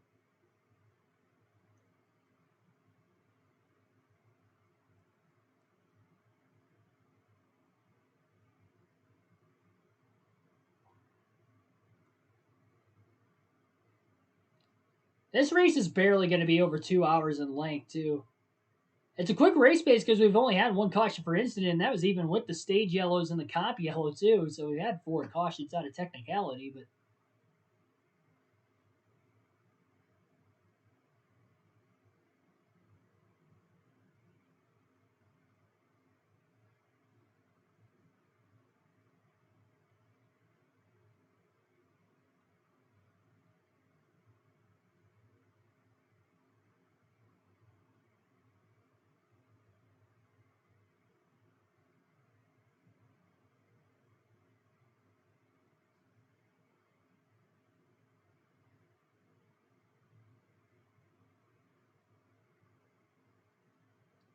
Kyle Larson, though, is pulling away from Martin Truex Jr., even though Chase Elliott has closed the gap.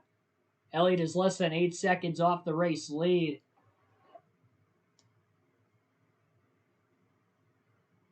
What a comeback this would be for Chase Elliott. One of the greatest of his career, his young career, if he can pull this feat off. Not only being at the back once like he was at the Roval a couple of years ago in 2019, when he had an issue on a restart midway through the race, overrunning the Tums Hartburn turn into the wall. I was there that day. I saw him pass every car on the racetrack to get back up in the closing stages and pass Brad Keselowski for the race win.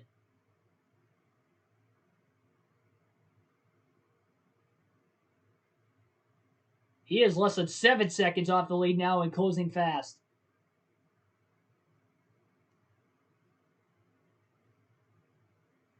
If the pace holds up, he is easily going to get to Larson, but can he end up making the pass? And how quickly can he get around the 19 of Truex as well?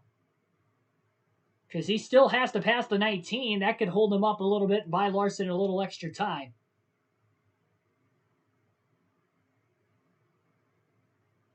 $15 laps to go.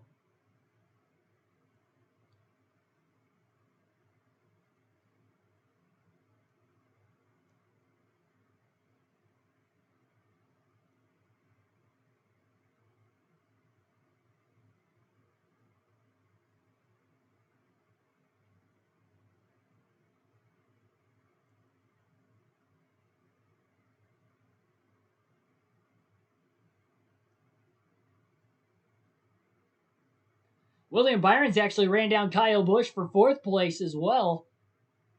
Byron's had a pretty quiet but good day. He's been in the top 5 pretty much all day, right around 5th, 6th. A little mistake there in the bus stop that time, trying to put the pressure on Kyle Busch, and might have overdrove the car just a little bit. Wiggling that car quite a bit now in the carousel in turn 5, but so was Kyle Busch. Everybody trying to run as fast of laps as they possibly can to the end of the race.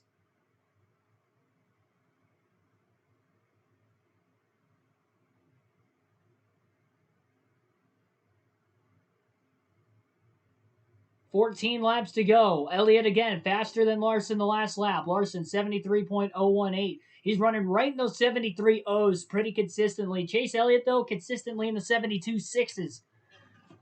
He is consistently 4 to 5 tenths of a second quicker than Kyle Larson a lap.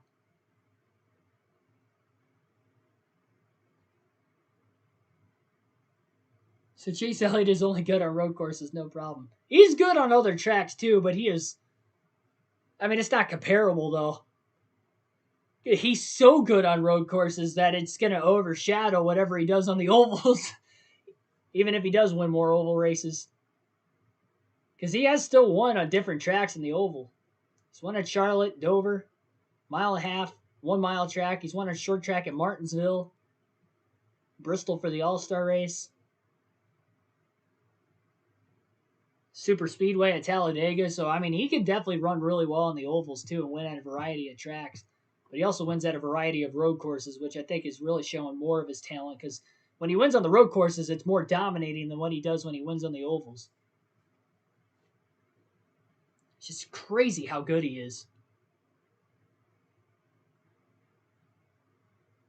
I mean, this really had to be like watching Jeff Gordon in the 90s on road courses. And then watching Larson on the ovals is like watching Jeff Gordon in the 90s too. But even on the road courses, Larson holds his own. He won at Sonoma this season. He's leading, obviously, with 13 laps to go here today at Watkins Glen as well. Kyle Busch is just hanging on to that race car. He's pulled back away from William Byron again. So it's on edge, but he is running maybe a little bit faster laps than what he was. Currently, the top 10 runs Kyle Larson with the lead. Martin Truex Jr. 4 seconds off the lead in second. Chase Elliott's about 6 seconds off the lead in third and closing. Kyle Busch in fourth, 12 seconds off the lead. William Byron a second behind him, rounding out the top 5. Denny Hamlin in sixth. Christopher Bell in seventh place after spinning earlier with contact with Larson, battling for second before those last pit stops in the final stage. Kevin Harvick back to 8th. Ross Chastain 9th, and Chase Briscoe having a good day rounding out the top 10. 12 laps to go at Watkins Glen as Kyle Larson is in the middle of the S's right now.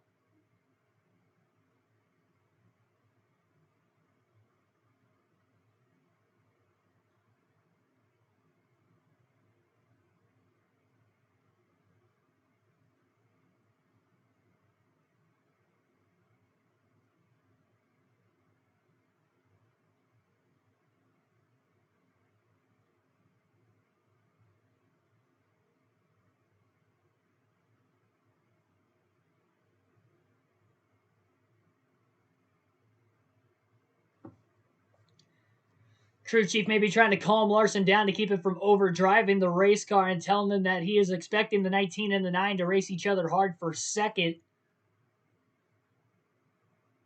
That he thinks that there's enough gap built between himself and Larson that the pace that Larson is running now is going to be good enough to hold him off, which I don't think it is unless Elliott's tires give out on him because he is pushing the car so hard during this run.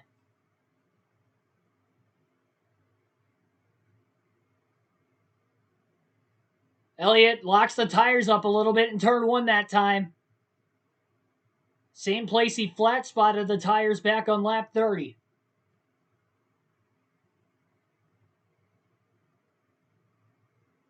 Elliott within 5.5 seconds of the lead, and he's within 1 second of Martin Truex Jr. for second place.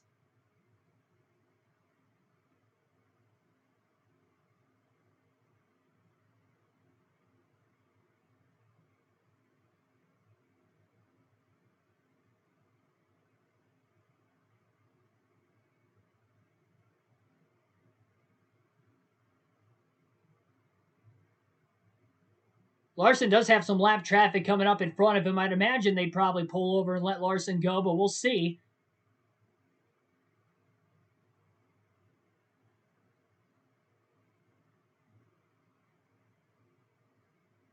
I almost think the best bet for Truex is to let Chase Elliott go and let Elliott try to catch Larson.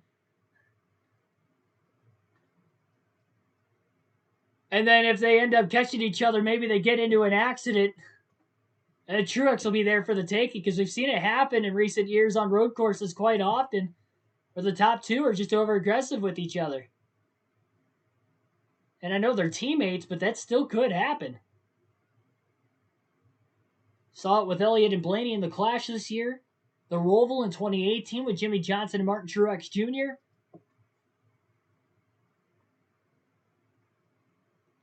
We even saw it at Road America within Hendrick teammates in the final 5 laps between Kyle Larson and Alex Bowman.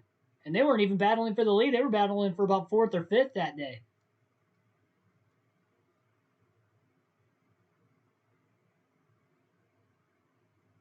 Oh, you don't have any more picks for Elliott? Yeah, I purposely saved him for the road courses this season. Elliott slipped a little bit in turn 5.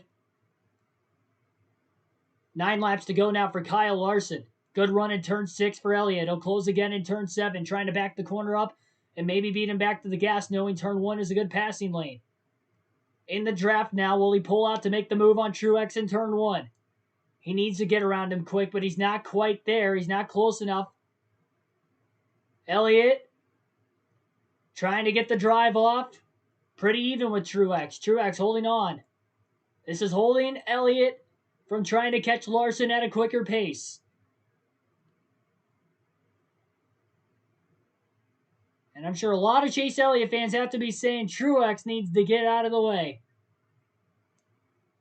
But Truex is battling for second. Now Elliott going to outbrake Truex into the bus stop. And I think Truex let him go. I think Truex could have fought him a little bit harder, but he let Chase Elliott go.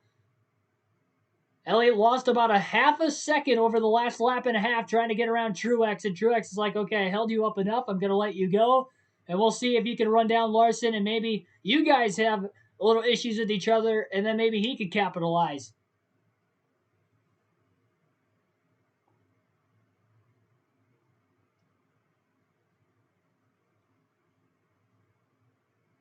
In a half a lap after passing Truex, he ran a half a second quicker in a half a lap. Not quite a half a second. The NBC leaderboard is kind of fluctuating through the turns a little bit. It was more like 0.2 of a second quicker, which is still keeping that half a second a lap pace faster. But he's going to have to run a little bit faster pace than a half a second a lap if he's going to want to catch Kyle Larson because there's only 8 laps to go.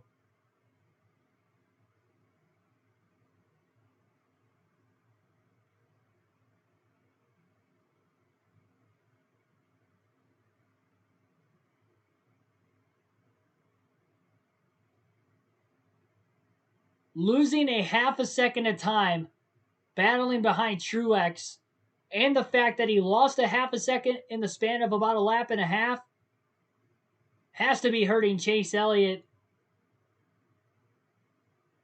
And being just too far behind Larson as well, maybe using his tires up. So Elliott has slided around quite a bit. Trying to go for 3 wins in a row at Watkins Glen. And back-to-back wins on road courses.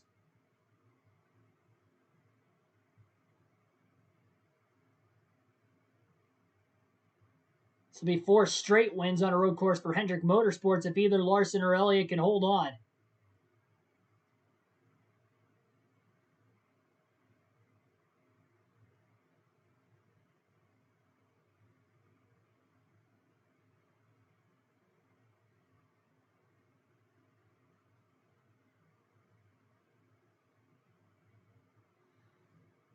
More lap traffic in front of Larson. Brad Keselowski and Daniel Suarez are there. There's 1 lap car in between the 5 and the 9 right now. Elliott is just not closing quite as fast as what he was earlier on.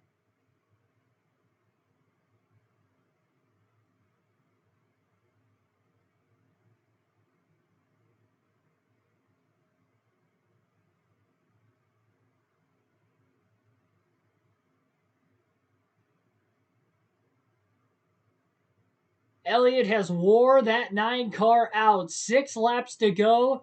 And although the pace closes, it's only a couple tenths of a lap faster at best versus a half a second like it was in the first half of the tire stint.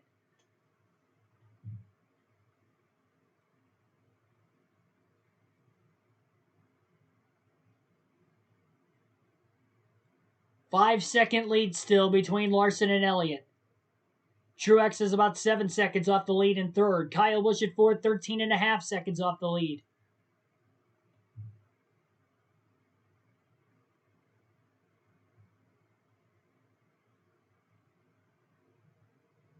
Suarez and Keselowski right in front of Elliott could hold him up as well. Brad trying to get around Suarez on the outside. Brad's got a lot of damage, and there was an electrical issue earlier in the day for Daniel Suarez that has put both those cars maybe a little bit slower.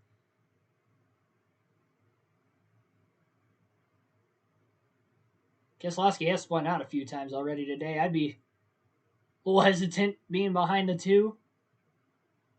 Keselowski going to battle on by Daniel Suarez and pass him there in turn 7. Larson catches him off the exit of 7. That slowed him down quite a bit. 5 laps to go, though, for Kyle Larson. He's on the inside of Daniel Suarez. He'll put him another lap down. Keselowski does lock the tires up into turn 1, but keeps the car driving in the right direction. We've only had one caution for incident today, and it was for the 51 of James Davison stalling out on lap 24 early in stage 2. No other cautions for incident so far, though we have seen spins all across the racetrack, but they've been out of the way. Keselowski again locks the tires up, this time in the bus stop. I don't know why he's pushing so hard. I don't even think he's on the lead lap. I think he's still a couple laps down. And just with having a car in front of Larson, the dirty air alone could be holding Larson up.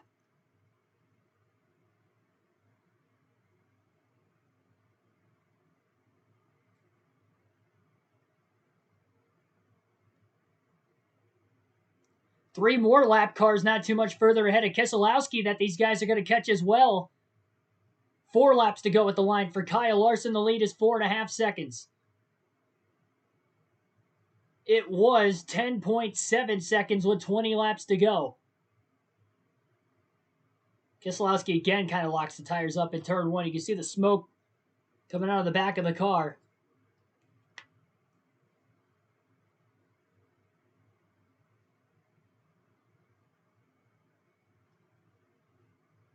Elliott has definitely used a lot of his race car up. And he was trying to pass Eric Jones right there, so that's why he lost another half a second. But look at this. 4 cars right in front of Kyle Larson. And the spotters around this racetrack for Larson's team has to be saying, hey, get out of the way. The leader is right behind you. Keselowski on the outside of Alfredo, side by side now in front of Larson. Contact between Alfredo and Keselowski. That's going to slow up the 5 of Larson off of turn 5.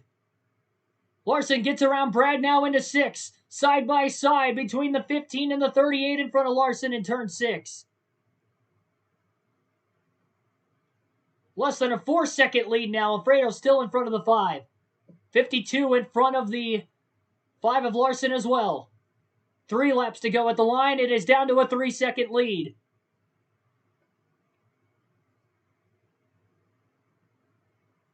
Oh, Larson off the curbing. Might have made contact with Alfredo as Alfredo goes really wide and stays in front of Larson. 2.5 seconds now between the top 2, but all these lap cars that Larson passed, Elliott is going to have to pass as well.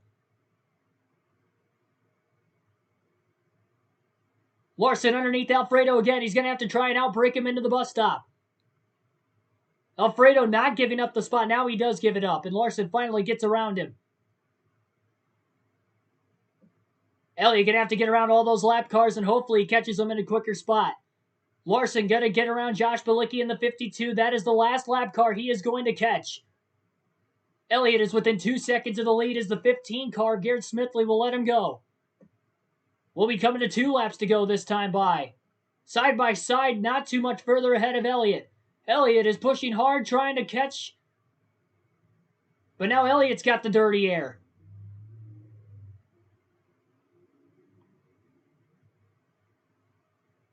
So Elliott's got the same 3 or 4 lap cars in front of him that Larson did. So although the lead got to about 1.8 seconds, it's already gapped back out to about 2.3.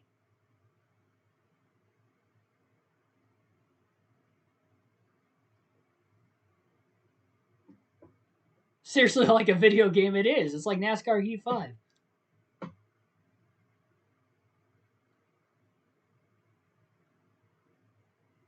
Oh, Elliott into the S. This might have had to lift a little extra underneath Daniel Suarez. And Josh Bilicki outbreaks them both into the bus stop, but he's already over 2.5 seconds back once again with a lap and a half to go. It is too little too late without a caution in these final couple corners before the white flag. Remember, last time Larson was leading a race on the last lap was at the first Pocono race of the doubleheader when he blew a tire in the final lap at the final corner. I'm sure he hasn't been pushing his car nearly as hard while having that 10-second advantage over Elliott compared to what he did that day trying to push hard to get around Kyle Busch and then Alex Bowman in the closing laps of that race. But that just goes to show you never know. 2.5 miles left for Larson. White flag is going to wave. 1 lap to go, sponsored by Credit One Bank.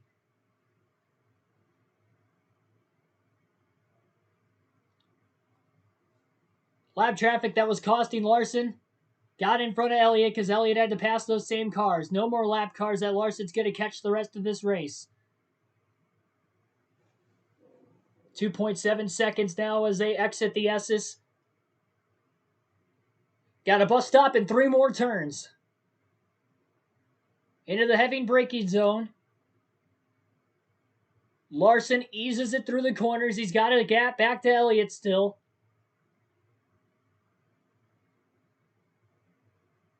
Now off the exit of turn 5. Hard 90 left-hand corner in turn 6, and then another one in 7.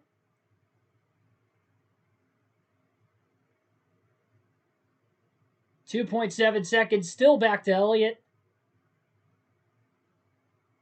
Now through the final corner. Checkered flag will be waving, and it'll be the 5th win of the season for Kyle Larson. 2nd road course win of the year as well. Larson gets the checkered flag at the Glen. Chase Elliott will bring it home with a hard-charging 2nd place run. Martin Truex Jr. will finish 3rd.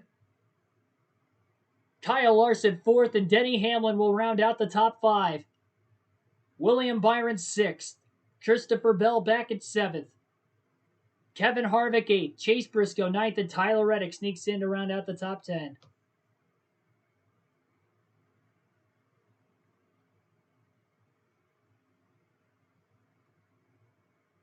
And Kyle Larson, you're right, may be the new points leader over Denny Hamlin. We'll have to see with all the stage points put in there. Well, Larson did he scored the most stage points. That's right. So Larson is going to be the regular season points leader. But it is another repeat winner, which is good for Hamlin. Unless we get 3 different winners in the final 3 races of the regular season, Hamlin will make the playoffs.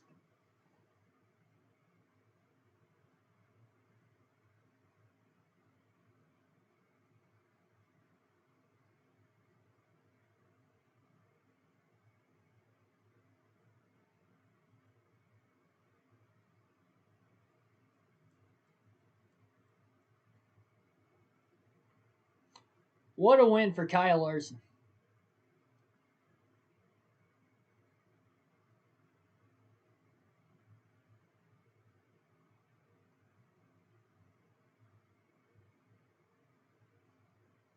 Well, now it's 2-2 in road courses this season between Larson and Elliott, with the Game 5 rubber match for the regular season next week at the Indianapolis road course. Larson with his burnout on the main front stretch.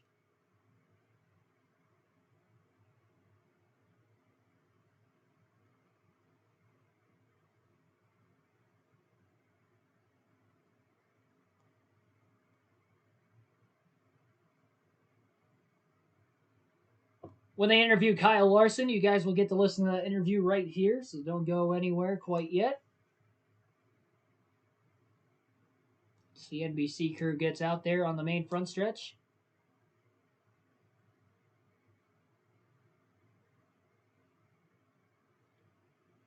Another win for not only Larson, but Hendrick Motorsports this season. Larson cooled off a little bit just to come back after a 2-week break and win the first race back from that 2-week Olympic break.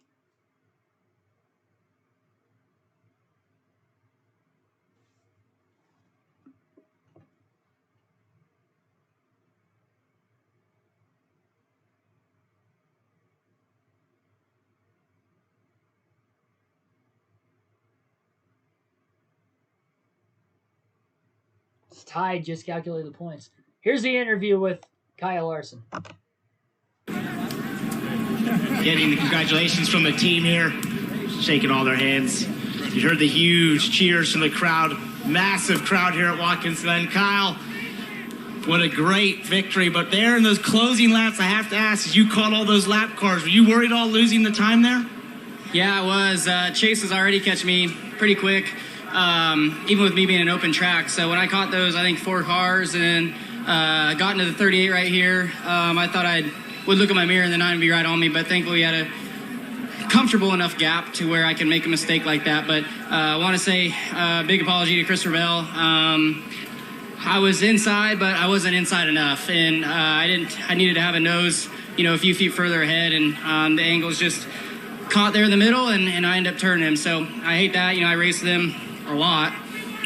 He's probably the one guy that I race with the most in all my racing, so I hate to turn him like that. We've had incredible races together. But anyways, hats off to HendrickCars.com. Thanks for everything you guys do for me. Everybody at Hendrick Motorsports, Rick Hendrick, Jeff Gordon, Cliff Daniels, this whole 5 bunch. Another amazing car. I could tell from about lap 3 after I stopped making a bunch of mistakes that we were going to have a car that could win today. It's your 5th win in the season, one of your most successful seasons of all time. What does it mean to you to come here to Hendrick Motorsports and have this successful of a season? Yeah, it's awesome. This, it really just shows how good their organization is. All the people that they've assembled at their race shop, all the men and women. All 4 of us could not be getting these wins like we have been without them. So thanks to them, and thanks to everybody else I get to race for. Get to go to Iowa this week and chase another big win. So looking forward to that, and hopefully we can just keep racking these wins up. What do you want to say to another massive crowd here at Watkins Glen? Yeah, thanks all you guys for coming out. It's been a while since I've been here, so hopefully we put on a good show for you. It was definitely a good show from my seat when the 3 of us were going at it for the lead in the first stage, then there in the second and third stage. So just a lot of fun today. Hope you guys enjoyed it. You can tell how excited he is, Dylan. Interview is going to follow this one. And a different story for Chase Elliott. Man, exhausting day, but what a heroic effort it was to get back to second there at the end. How do you sum up this day? You passed more cars than I think anybody out there, but still come up 1 spot short. Yeah, I made too many mistakes to get the win, unfortunately, and made it too late in the race. Super proud of our team. It's been a kind of an uphill battle all day, but everybody was just super prepared coming into the day, and our Napa team just did a really good job of fighting. If I hadn't let them down there, I think we might have had a shot at it. But congrats to Kyle, Cliff, all the guys in the 5. Happy for everybody at HMS. Hendrick Motorsports has been working extremely hard, and not only do the people deserve to win, but Mr. Hendrick deserves to win. So really happy for him, and I'll try to clean some things up and make less mistakes next time. Maybe it'll work out. It was still a great drive nonetheless. Second today for Chase Elliott, completing the Hendrick 1-2 sweep. Yeah, great position for Mr. Hendrick. So that is going to wrap up our final live stream of the day. Hopefully you guys enjoyed the Go Bowling at the Glen at Watkins Glen International for the NASCAR Cup Series today. That is going to be it. Hopefully you had a fun time. Hopefully your fantasy team did a great job. You can join the Fantasy League by searching for the KRC League, KRC in all caps, capital L, for League in the NASCAR Fantasy app, or the NASCAR mobile app. You go to Fantasy. You can also do it online on the website as well. You just go to Fantasy, you search for the KRC League. You can sign up with your email. It's free to join. Chance to win 2 tickets to any race if you're choosing in 2022, excluding the Daytona 500. Again, hopefully you had a great opening Cup race back from the 2-week break. There are no more breaks for the NASCAR Cup Series this year. I'm going to be at the racetrack next weekend at Indianapolis, and then at the track the following weekend at Michigan as well. So it's going to be a few more weeks before we have another one of these types of live streams on the channel again. But hopefully you guys enjoyed the live commentary. As always, like, share, and subscribe for more daily NASCAR content, because not only we're on the road to 1,000 subscribers and we are getting extremely close, but we are also on the road to becoming, or getting me into the broadcast booth. The long journey. It all starts right here on the YouTube channel a year ago, and it's been a lot of fun since then. You guys have a good rest of your Sunday. Have a good rest of your weekend. I'll see you for some NASCAR Heat 5 action on the career mode tomorrow night.